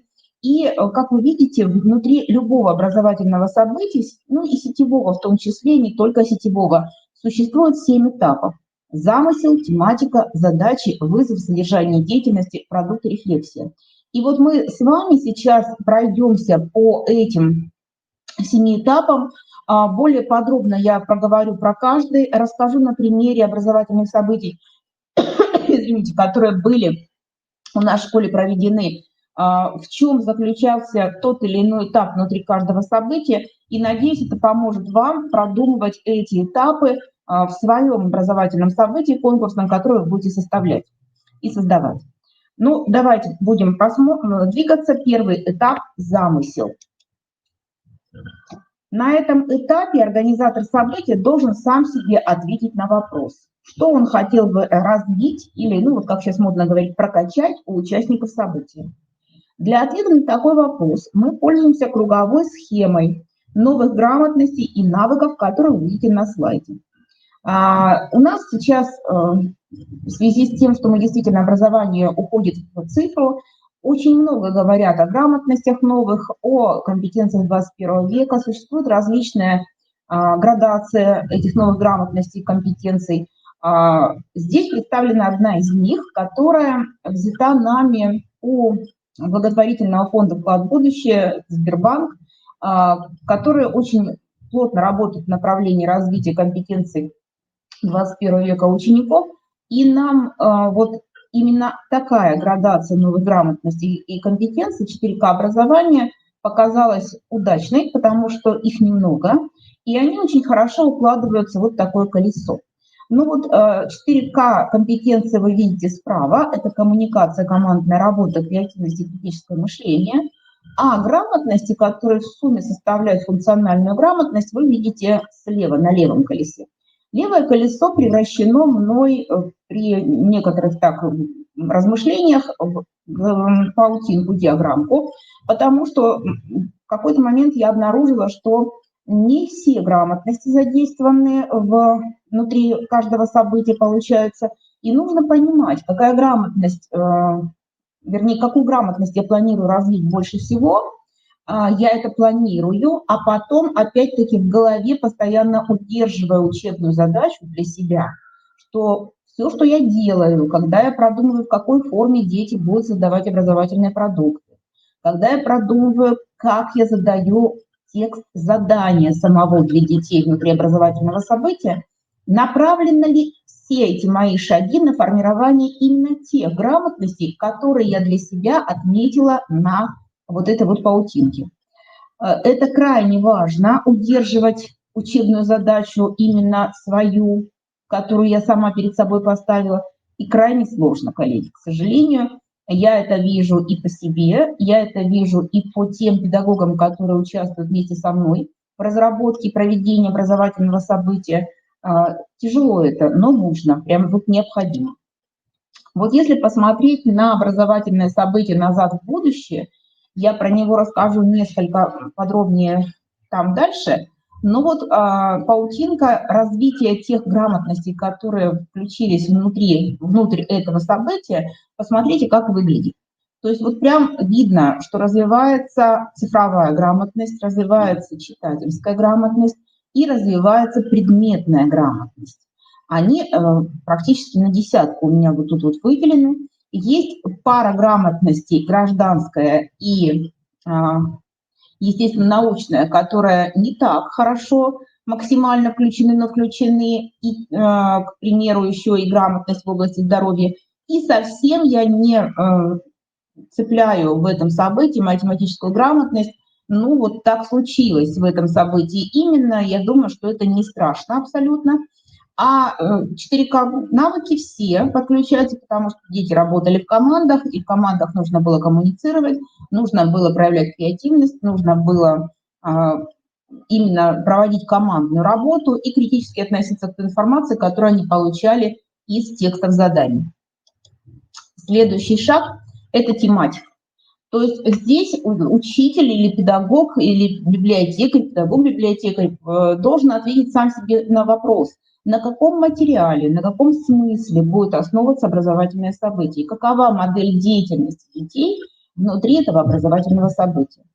Тоже мы шли к этому 3 года, и в конце концов пришли к тому, что мы решили, что центром образовательного события будет являться артефакт. Взяли мы это из финского образования, сингапурского образования, там артефактное обучение, когда они изучают один предмет окружающего мира со всех сторон, и после стажировки в школах Финляндии. Нам это пришлось по душе, мы увидели плюсы такого обучения, и поскольку включить такое ровно обучение в школы России пока невозможно, мы с вами ограничены своими нормативными требованиями, своими экзаменами и так далее, то мы решили включать феноменоориентированное обучение, артефактное обучение в другие формы, не предметные, не урочные, к которым, кстати, и относятся сетевые образовательные события. Что такое артефакт? Артефакт – это предмет окружающего мира, который создан руками человека. То есть вот феномен – это все, что окружает нас, живая, неживая природа, созданная руками человека, не созданная руками человека, а вот артефакт – это именно рукотворные вещи. Книга – это тоже рукотворная вещь, причем она рукотворная дважды. Сначала ее сотворил автор в своей голове и написал, а потом ее издали, напечатали в типографии. Но при выборе артефактов мы смотрим на следующие вопросы. Вы видите их на круговой диаграмме справа. И если на какой-то вопрос я затрудняюсь ответить при выборе конкретного артефакта, то я подумаю, может быть, не артефакт стоит поменять, потому что если где-то он не выстреливает, значит, есть проблемы в этом артефакте, и, наверное, будет сложно к нему придумать задание, и, наверное, будет сложно детям с этим артефактом работать. А задания, которые мы придумываем по артефакту, в основном, конечно, ориентированы на 3 верхних уровня пирамиды Блума, она перед вами. То есть внутри каждого задания нам очень хочется, чтобы дети анализировали информацию, создавали новую, то есть синтезировали и оценивали действия героев книги, оценивали ту информацию, которую они получили. То есть наши задания, которые мы разрабатываем, направлены на то, что дети проявляют высшие вот эти вот когнитивные действия, анализ, синтез и оценку. Потому что знание, понимание, использование, они и так с этими вещами отрабатывают на предметных уроках в основном, и внутри образовательных событий это неинтересно. Двигаемся дальше. Следующий этап, о котором хотелось бы поговорить, это задачи. То есть, когда я выделила артефакт, давайте пойдем по событию, например, которое мы проводили «Назад в будущее». Это была песня Высоцкого «Жертва телевидения». Не такая известная, как другие его песни, но, тем не менее, как она оказалась, очень интересный артефакт для исследования. Так вот, когда мы выбрали такой артефакт, как песня Высоцкого «Жертва телевидения», дальше нужно определить кластер предметного и метапредметного содержания. То есть я смотрю на эту песню, то есть на артефакт с точки зрения математики, с точки зрения физики, химии, биологии и так далее. И пытаюсь понять, что из науки заложено внутри артефакта, как я могу это вытащить оттуда, и что я могу задать ребенку, чтобы он самостоятельно это извлек и получил превращение образовательное. И понятно, я возвращаюсь сейчас к своим словам, когда я говорила, что необходимо постоянно каждую минуту задавать самому себе вопрос, что у меня делает ребенок в эту минуту образовательного события, то есть какой деятельностью он занят. И вот здесь вот способы деятельности по Эльконину, посмотрите, пожалуйста, табличку, как раз вот здесь и видно, что здесь деятельность в основном идет на анализ, синтез и оценку, про что я говорила буквально слайд назад. Практически все координации, и тематическая, и задачная, и типодеятельностная, и объектно-позиционная, следственно-техническая, понятийно-модельная, все это было использовано нами так или иначе в разных заданиях, в разных сетевых событиях. Эта табличка помогает, во-первых, не повторяться, потому что дети, они подсаживаются, тоже такое слово, да, на эти сетевые образовательные события, и они их ждут. И очень часто получается, что... и учителя тоже подсаживаются, кстати. И когда из одного образовательного события ребенок переходит в другое, он ждет чего-то опять нового, чего-то фееричного, что его поразит, что его зацепит, что даст ему какой-то новый толчок. И, наверное, понимаешь, что подряд делать одно и то же ребенку будет уже неинтересно. А вот эта таблица позволяет по способам деятельности разойтись и вот веер возможностей предоставить ребенку для выбора его деятельности и мне предоставляет, и педагогам предоставляет возможности для создания новых заданий. Двигаемся дальше с вами. Ну вот, к примеру, я уже вам говорила, да, что мы выделяем предметы и смотрим, как этот предмет сочетается с артефактом, а потом придумываем способ действия ребенка. Это применение новых знаний или применение старых знаний в новой ситуации, или перенос того, как ребенок что-то знал и умел, в нестандартные вещи. То есть может ли он воспользоваться жизненным опытом, который у него есть уже за плечами, чтобы сделать какое-то новое открытие, вот создать что-то новое абсолютно. На чем мы ребенка ловим? Чем вот тот крючок, та наживка, которую ребенок заглатывает и продолжает уже вот прям творить внутри этого образовательного события, на вызовы, которые у него случаются именно из-за того, что он получает какой-то неожиданный эффект, он не понимает вообще ситуации, находится, что ему делать и как ему делать, либо чувствует, что есть какое-то несоответствие. То есть вот есть белый лист, а по нему почему-то говорят, что черный. После того, как определены вот предметные части, определены способы действия, определена вот эта вот наживка, как будет деятельность ребенка закручена, понятно, сколько по времени будет задание выполнять этот ребенок. Это будет небольшое задание, которое можно сделать в течение 2 часов, или это такое задание, где ребенок должен будет поработать в течение 2 дней с командой, несколько раз выйти в Zoom, соединиться, составить ментальную карту и так далее, чтобы это задание выполнить. И поэтому наши образовательные события получаются по длительности разные, но в среднем они длятся 3-5 дней, потому что больше тоже тяжело. Выдерживать вот такой темп работы внутри группы, при том, что дети у нас тоже очень сильно заняты, наверное, больше недели, ну точно не надо этого делать, но есть и события такие вот кратковременные, которые там, я не знаю, 4-часовые. Я думаю, что меньше событий тоже не очень хорошо, потому что не успевают они вступить в полноценную коммуникацию сетевую и выдать какой-то действительно качественный образовательный результат. Двигаемся с вами дальше. И вот перед вами пример такого кластера по книге «Белая одежда» Дудинцева о жизни и работе ученых-биологов. Мы выделили 4 предмета: английский, историю, биологию. Причем мы решили усложнить детям жизнь. Их было внутри команды 4 человека. Посмотрите, пожалуйста, английский и биология стоят по времени в одно и то же время. Сделано нами это было специально, чтобы дети внутри команды поняли, что нужно поделиться. То есть нужно создать подкоманды, нужно как-то разбить свои силы, распределить, потому что если они не будут этого делать, они не успеют выполнить задания. Задания были сложные, тяжелые, и то, и другое. Ну и ровно так же стояли история и литература, там тоже нужно было разделение. Стартовые вебинары и итоговая рефлексия были обязательно для всех, сроки вы их видите. Можно было получить какие-то баллы за каждое из выполненных заданий. Максимальное количество баллов вы видите здесь написано. У каждого предмета оно примерно одинаковое. Нельзя перевешивать какой-то предмет прям очень сильно по той простой причине, что тогда будут задания неравнозначны, а артефакт хочется рассматривать со всех сторон одинаково хорошо. И за итоговую рефлексию тоже дети должны были получать баллы, то есть это мотивировало их к участию в итоговой рефлексии, я про это скажу попозже. Вот так вот выглядел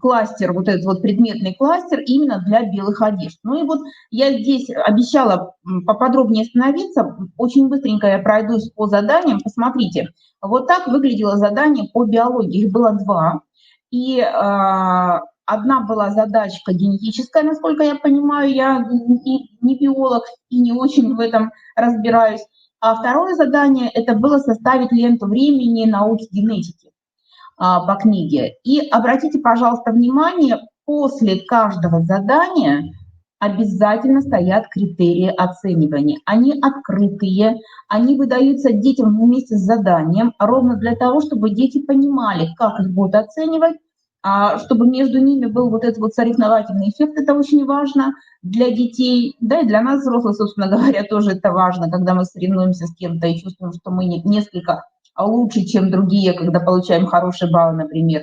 И обратите внимание на текст задания. Мы работаем над формированием читательской грамотности, смыслового чтения, поэтому задание никогда не задается вот просто так. Реши пример, 2 × 2 равно чему? Мы всегда формируем задание таким образом, чтобы дети, вчитываясь внутрь текста задания, вытаскивали, анализировали его и понимали, что там зашито внутри текста задания, чем они могут воспользоваться, чтобы его выполнить. Это тоже очень важный критерий заданий, которые разрабатываются на сетевые образовательные события. Следующее, дальше вот посмотрите, так отрабатывал учитель биологии на итоговом вебинаре, показывал ребятам, какие ленты времени, вот слева видно, у них разные получились, проговаривала она с ними плюсы и минусы тех заданий, которые она получила на проверку, и рассказывала о работах каждой команды. Дальше здесь представлено задание по английскому языку. Оно было на английском языке, вот только критерии были на русском, потому что я попросила мне критерии хотя бы, чтобы они были понятны. Переведите мне, пожалуйста, на русский язык. Я английский не знаю, я изучала немецкий в школе. Задание было по английскому языку следующее. Нужно было подготовить видеообращение, 5-минутный спич к англоязычным детям, и эта речь должна была быть зажигательная, яркая и убедительная, чтобы дети захотели прочитать эту книгу.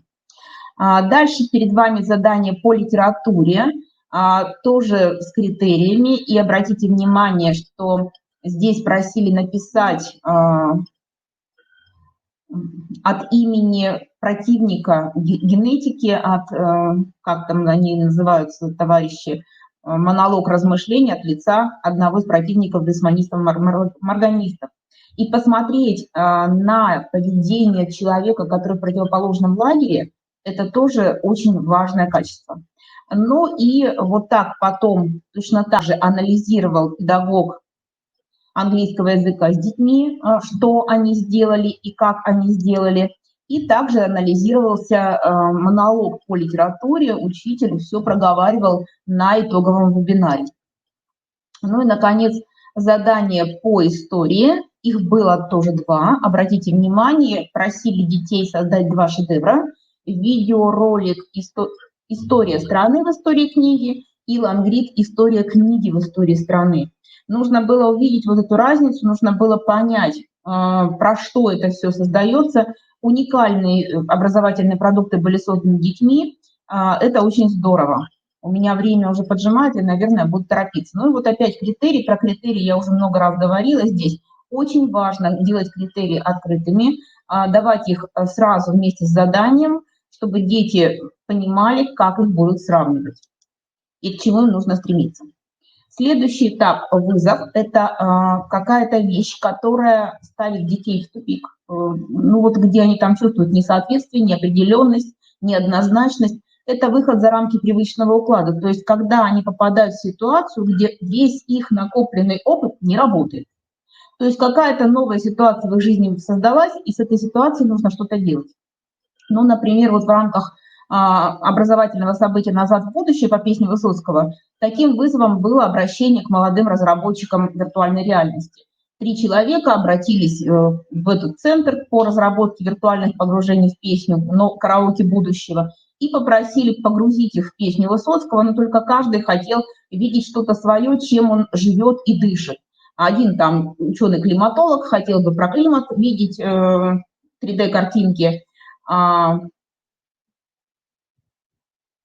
другой хотел видеть интересные вещи по истории той страны, которая уже, к сожалению, сейчас не существует, а третий хотел видеть, по-моему, он автор и психолог, он хотел разработку именно психологическую посмотреть. И вот дети должны были сделать выбор, какой из 3 вызовов они берут, и в этом выборе уже работать. Что может стать триггером события для подростков? Это могут быть актуальные проблемы, которые их волнуют. Это может быть их круг интересов. Фантастика. На фантастику всегда мы с вами реагируем хорошо. Их ближайшее будущее. Или какая-то неожиданность или конфликт, который их цепляет. То есть вот такой вот вызов мы обязательно делаем перед каждым образовательным событием. Дальше 5. Содержание деятельности. Вот содержание деятельности здесь двойное. Содержание деятельности модератора, который разрабатывает события, и содержание деятельности группы детей внутри событий. Вот смотрите, если говорить о содержании деятельности модератора, то четко выделяется 3 этапа: подготовительный, основной и рефлексивный. И самый сложный, самый трудоемкий, самый объемный, наверное, по времени – это именно подготовительный этап. А хорошее сетевое образовательное событие вот на нашей памяти готовится месяц. То есть вот это вот все продумывается, выбирается артефакт, продумывается предметное содержание, продумываются тексты заданий, продумывается, какие образовательные продукты получают дети. Создается группа, все создается, вот рассылка приглашений, создается список участников, создаются вебинарные комнаты, которые потом будут использованы и так далее. Основной этап – это вот само событие, оно идет там от 4 часов до 7 дней, и обязательно есть рефлексивный этап, когда мы рефлексируем на итоговых вебинарах с командами и с педагогами, сопровождающими детей, и рефлексируем сами уже после проведения всех мероприятий, когда мы садимся и обсуждаем, что пошло так, как планировалось, где были какие проблемы, что нужно изменить и так далее. Если говорить о деятельности команды, то вот она у вас справа размещена. Команда сначала должна коммуницировать, а мы часто очень на своих образовательных событиях видим команды, которые вообще даже не из одного региона дети объединяются вместе. Распределяются роли и задания внутри команды, выполняются эти задания, обсуждаются, как они выполняются. Подготовка к публичной защите. Обязательно внутри каждого сетевого события есть вещи, где дети выходят на публичную защиту, и в конференции Zoom или в вебинару у нас обязательно рассказывают о том, какие образовательные продукты они получили, как они все делали, как работали и чем приросли. И рефлексия команды в разной форме, которую обязательно тоже проводим. 6. Вот продукт, что станет результатом событий. Я уже очень много говорила, что мы продумываем каждый раз, что будет продуктом, какой образовательный продукт будут получать дети. Вот вы там видели, это лента времени, это лонгрид, это видеоролик, это какой-то монолог, который дети пишут, это запись, там доска Padlet у нас была, я сейчас ее покажу, да. И самое интересное, что продукты, они такие пролонгированные во времени, потому что образовательное событие на самом деле событием не заканчивается. У нас были ребята, которые писали: я вот тут пока вот в событии участвовал, взял и ленту времени еще создал на уроке истории, и это было так классно, вот я и учителю как бы показал, что я могу, я и ребятам показала, это было здорово. Ну, то есть когда дети берут наши умения, которые мы им даем в руки, да, и применяют их уже в других образовательных ситуациях, это, вот, ну, это здорово.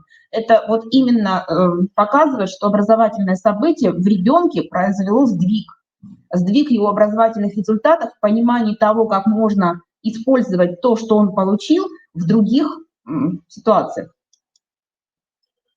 Ну вот смотрите, какие у нас образовательные продукты были. Это были различные инфографики, это были видеофрагменты, это были ленты времени. Они вообще одна на одну абсолютно не похожи внешне. Ладно, мы же все время создаем ситуацию выбора. Помните, я про это говорила? То есть мы детям даже для создания лент времени даем, например, 10 различных сервисов для создания лент времени. И только дети выбирают, в каком из сервисов они создают ее. Они идут в сервисы, они где-то понимают, что где-то не получается, где-то какой-то сервис не дает прикрепить видеофрагмент, где-то еще что-то. И вот это вот изучение и выбор – это тоже их работа, их образовательная работа внутри образовательного события. Команда учителей очень часто в последнее время, педагоги приходят к нам на события, причем приходят они именно как участники. Понятно абсолютно почему. Они приходят, потому что кто-то хочет понять, что такое образовательное событие изнутри, кто-то хочет прокачать свои soft skills, вот эти вот новые грамотности и компетенции, Кто-то хочет побыть на месте ребенка, то есть взглянуть глазами ребенка на события, посмотреть, насколько это сложно, насколько ребенок в состоянии это сделать, чтобы понять потом, какие задания делать самостоятельно для детей. И это здорово, и то, что они создают, учителя, вот тоже вообще классная штука. Конечно, мы общаемся, я уже про это говорила, что каждое образовательное событие начинается стартовым вебинаром и заканчивается итоговым вебинаром.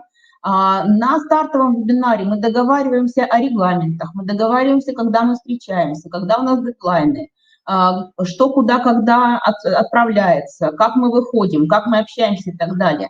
А на итоговых вебинарах мы даем возможность детям пообщаться с теми экспертами, которые разрабатывали и проверяли события, и проговариваем, где у команды появились западающие места, где команда проявила себя хорошо, над чем еще нужно поработать, чем приросли дети. Мы слушаем детей на итоговых вебинарах обязательно.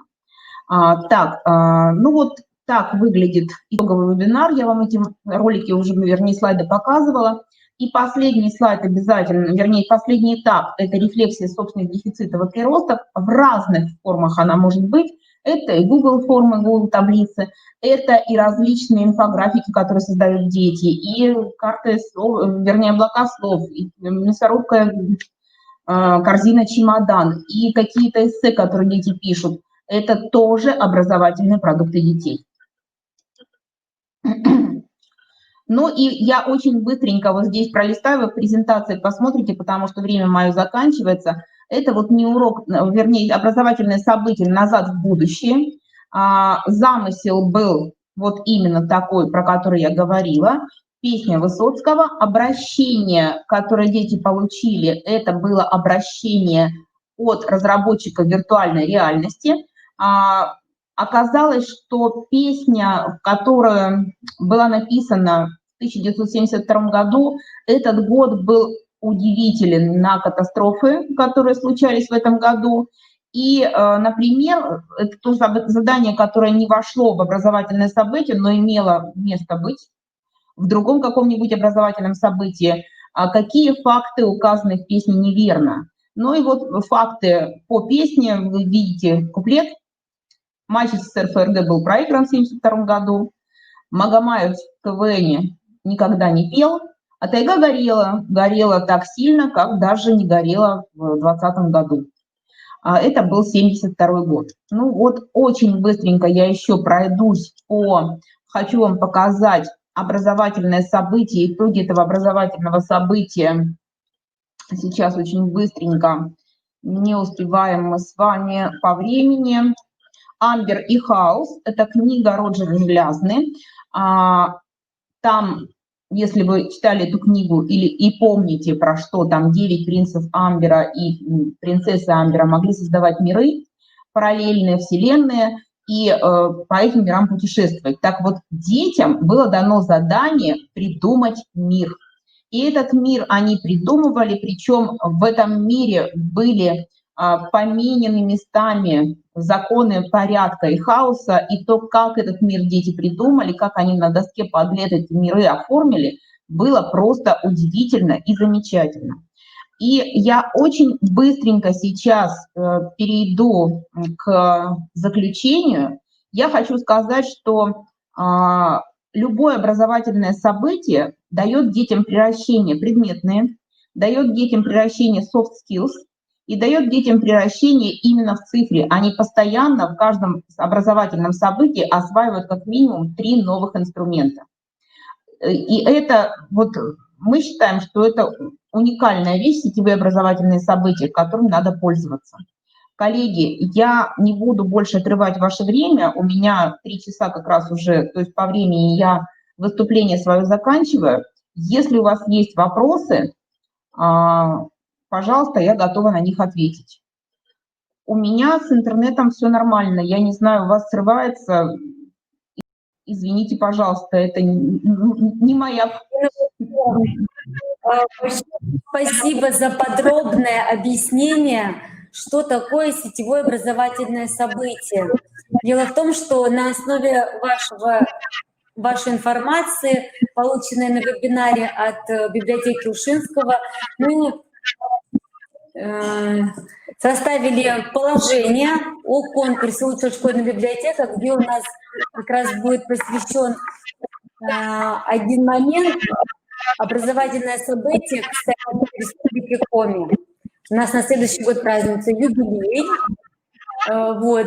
И надеюсь, что своими наработками мы с вами поделимся, расскажем, как у нас это получилось и в каких рамках мы это проводили. Я желаю вам успехов. Я думаю, у вас будет замечательное образовательное событие, замечательное задание. Спасибо вам большое. Скажите, пожалуйста, у вас есть какое-то время ответить на вопросы наших слушателей? Ну, я готова. Я думаю, что вопросы возникнут, потому что информации было очень много, она была очень подробная. Надеюсь, было все понятно всем. И хочу дополнить, что Инна Владимировна выступала от библиотеки Ушинского весной. Очень хорошее выступление по образовательным сетевым событиям. У нас на семинаре Инна Владимировна рассказала более подробно о том, что это такое. Вам большое спасибо. Вопросов, я смотрю, нет. Презентация у нас остается, где мы можем посмотреть. А вот я просто хочу прокомментировать еще те сетевые образовательные события, которые у нас на этот год запланированы. Вот «Русская Америка» уже сетевое событие было. Оно было интересно тем, что дети изучали такой артефакт, как «Русская Америка», с которым они не работали, и работали с электронной библиотекой имени Ельцина, с теми материалами, которые были внутри электронной библиотеки. Наша задача была внутри этого события повернуть детей в электронные библиотеки. Но и вы, наверное, можете увидеть, что есть еще два события, где в скобочках написано «Книга как артефакт». Это сетевое событие «Приключения Буратино» для началки, которое мы хотим сделать буквально вот уже ноябрь-декабрь. И «Земля Санникова». Это уже для более взрослых детей, потому что там такой артефакт, прям всем артефактам артефакт, там столько можно развернуть. Они сетевые, поэтому если есть желание принять участие в этих сетевых образовательных событиях, вот мои координаты, пожалуйста, группа «Школа ВКонтакте», сайт школы, наша почта. Пишите, звоните, заходите, будем рады таким участиям. Инна Владимировна, я правильно понимаю, вы приглашаете команду из нашей республики? Будем писать, какая команда, какие классы, в каком количестве, да, это будет. Мы тоже можем принять участие. Наши участники, я думаю, все услышали, поинтересуются, и, возможно, кто-то захочет поучаствовать. Конечно, первый раз это может быть боязно немножко, но попробовать стоит. Потому что, да, очень интересные материалы, которые надо собирать, информацию. И в целом само событие, его проведение захватывает. Хочу сказать, что у Инны Владимировны в презентации есть рабочие ссылки на рабочий материал. Мы можем посмотреть, воспользоваться. Инна Владимировна, спасибо вам большое за предоставленную информацию. Всего хорошего. До свидания. Спасибо большое. Инна Владимировна нам подробно рассказала, что такое сетевые образовательные события, что является основным заданием в конкурсе «Лучшая школьная библиотека Республики Коми». Я плавно перехожу к следующему вопросу нашего совещания. Это республиканский конкурс «Лучшая школьная библиотека Республики Коми». Мы составили план выступлений таким образом, чтобы плавно перейти к нашему последнему вопросу. Итак, о конкурсе. Конкурс «Лучшая школьная библиотека Республики Коми», учредителями которого являются Министерство образования, науки и молодежной политики Республики Коми, а также организатором является Министерство Коми Республиканский институт развития образования. Планируется в этом году проведение конкурса в октябре месяце. Можно нам следующий слайд? Я же долистала. Простите. Итак, целью данного конкурса является развитие деятельности муниципальных информационно-библиотечных центров, школьных информационно-библиотечных центров, а также школьных библиотек в рамках реализации федерального государственного образовательного стандарта общего образования. Задачи, которые ставятся, это содействовать созданию муниципальных информационно-библиотечных центров и школьных информационно-библиотечных центров на территории Республики Коми. Далее, выявить и распространить на региональном уровне лучший опыт работы школьных библиотек. И немаловажной задачей является содействие повышению профессионального мастерства сотрудников библиотек в использовании информационно-коммуникативных технологий. То, о чем мы говорим сегодня на протяжении всей нашей встречи. Номинации конкурса, которые предполагаются, это лучшая библиотека сельской школы, куда входят школы, находящиеся в поселках городского типа, поселках сельского типа, поселках, селах и деревнях. Следующая номинация – это лучшая библиотека городской школы. И третью номинацию, которую мы включили в этом году, это лучшая библиотека детского дома интернатного учреждения. Ребята, которые тоже будут относиться к нашему конкурсу, хотят поучаствовать, выполнить некие задания. Итак, следующий... Участниками конкурса могут быть муниципальные государственные общеобразовательные организации Республики Коми. Обратите внимание, не являющиеся победителями республиканского конкурса «Лучшая школьная библиотека Республики Коми» 2019 года. Итак, сроки проведения. Это время дается для первого этапа конкурса, регистрация, прием документов и конкурсных материалов целый месяц. Далее идет техническая экспертиза, дальше экспертная оценка конкурсных испытаний первого этапа и формирование рейтинга участников конкурса до второго этапа, для участия во втором этапе. По результатам экспертной оценки конкурсных материалов формируется рейтинг участников конкурса согласно количеству баллов. Во втором этапе могут принимать участие 3 человека, стоящие первые в рейтинге каждой номинации. И 18 декабря планируется подведение итогов конкурса. Итак, что же необходимо для участия? Это заявка, которая заверяется руководителем общеобразовательной организации. Дальше согласие участника на обработку персональных данных, заполненный титульный лист по форме, материалы конкурсного испытания, визитная карточка представляются в виде ссылки в информационной карте. Дальше. Материалы конкурсного испытания «Сетевое образовательное событие к столетию Республики Коми» в текстовом формате загружается в облачное хранилище Коми Республиканского института. Об этом подробно вы узнаете, открыв информационную карту кандидата на участие в республиканском конкурсе в Google форме. Ссылка предоставлена, и слева вы видите, как выглядит эта Google форма в самом начале. Листая ее, вы увидите, куда загружать документы, в каком виде и куда прикреплять ссылку на видеоряд. Посмотрите, пожалуйста, очень внимательно, обратите на это внимание. В информационной карте участника документы, материалы следует загружать в облачное хранилище в соответствии с выбранной номинацией. Для каждой номинации есть своя ссылка. На рабочий стол своего компьютера вы загружаете, собираете работы. Заявка, сетевое образовательное событие и, как уже говорилось, согласие, титульный лист. Все эти документы есть в приложениях к конкурсу. Их можно будет скачать в нужном формате и заполнить. Далее эту сформированную папку с документами вы загружаете в облачное хранилище, а вот ссылку для просмотра видеоряда вы прикрепляете в отдельном окошке данной Google формы. Смотрите, пожалуйста, планируется в этом году вести сайт конкурса.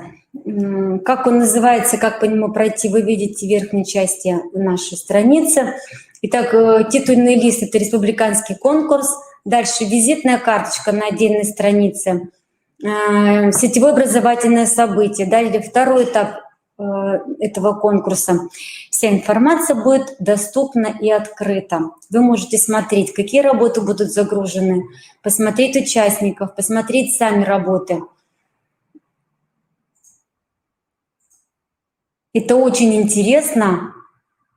Передача опыта как возможность участия в этом конкурсе.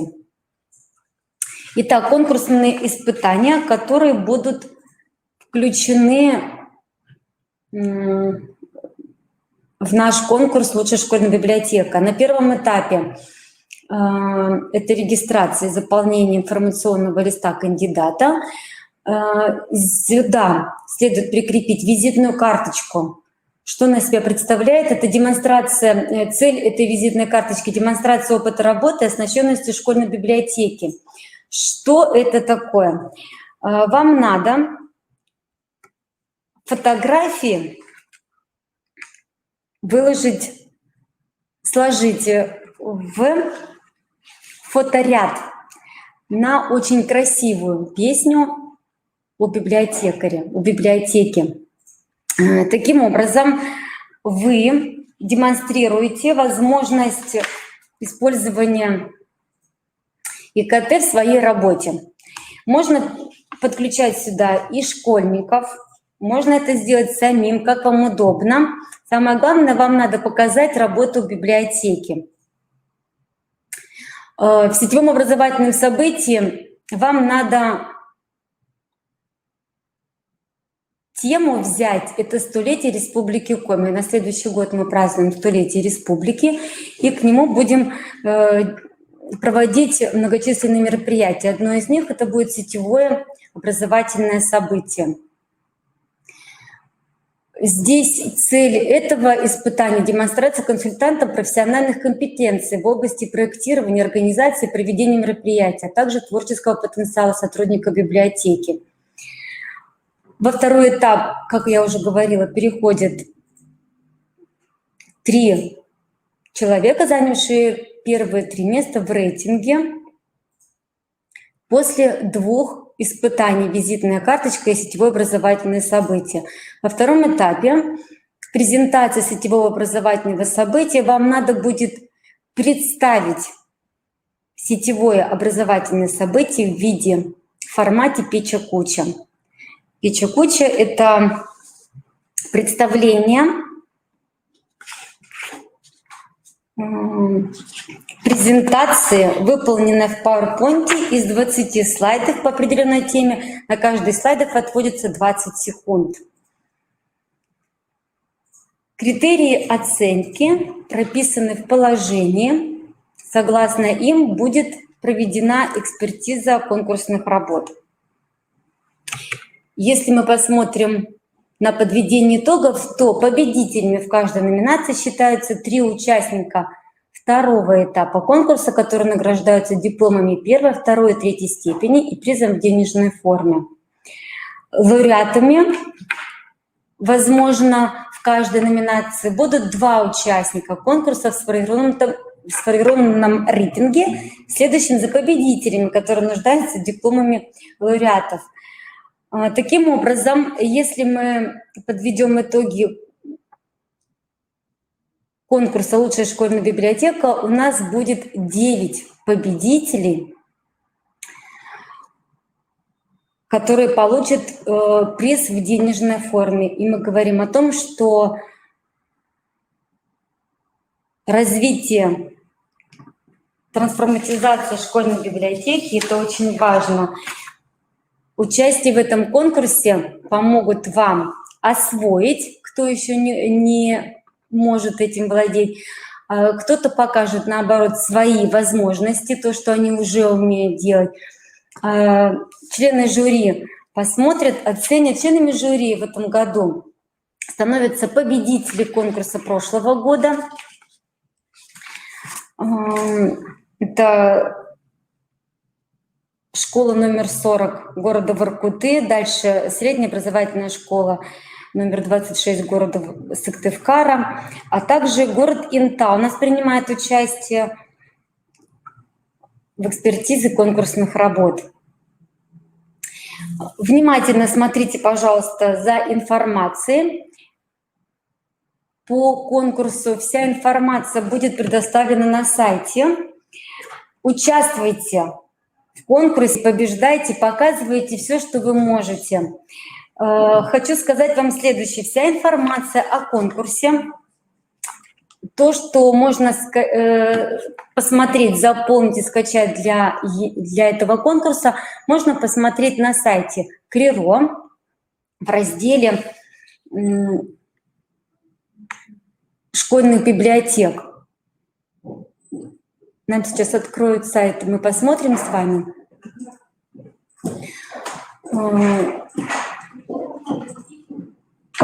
Во вкладке «Проекты» мы с вами находим региональный информационно-методический центр для библиотекарей. Это является нашей главной страничкой. Итак, в закладках «Конкурсы» вы узнаете подробную информацию об этом конкурсе. Здесь будут прикреплены все документы, которые можно будет скачать для их заполнения. Дальше во вкладке «Новости» вы увидите всю информацию, когда начинает стартовать конкурс, когда он заканчивается, подробности все вы увидите здесь, во вкладке «Новости».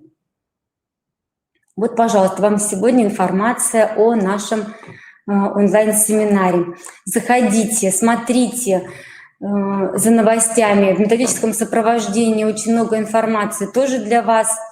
Это вебинары, которые проводятся у нас в Коми-региональном институте. И здесь же, на этих же вкладках, есть информация и ссылки на сайт нашего федерального партнера. Это библиотека Ушинского. Всем большое спасибо за внимание. Мы очень надеемся, что сегодняшняя наша встреча вам поможет в освоении цифровой трансформатизации трансформации школьной библиотеки, поможет вам узнать что-то новое, интересное не в этом году, в следующем. Я надеюсь, что вы будете принимать участие и воспользуетесь той информацией, которую вам сегодня предоставили. Сертификаты для участия в вебинаре сейчас не предоставляются. Они предоставляются только тем, кто выступает. Спасибо большое за отзывы, за хорошие отзывы о том, что семинар был полезный, интересный. Вам большое спасибо за участие. Вся доступная информация будет на сайте Коми республиканского института. Вебинар будет доступен в видеозале. Там тоже есть отдельная вкладка «Библиотеки», где вы можете посмотреть все вебинары, которые относятся к нашей тематике. Спасибо вам большое. Участвуйте в конкурсе, побеждайте, выигрывайте, развивайтесь, самое главное. Неважно, есть интернет в библиотеке или его нет. Сейчас очень много возможностей для того, чтобы сделать жизнь библиотеки гораздо интереснее. Хочу вам сказать вот еще какую информацию.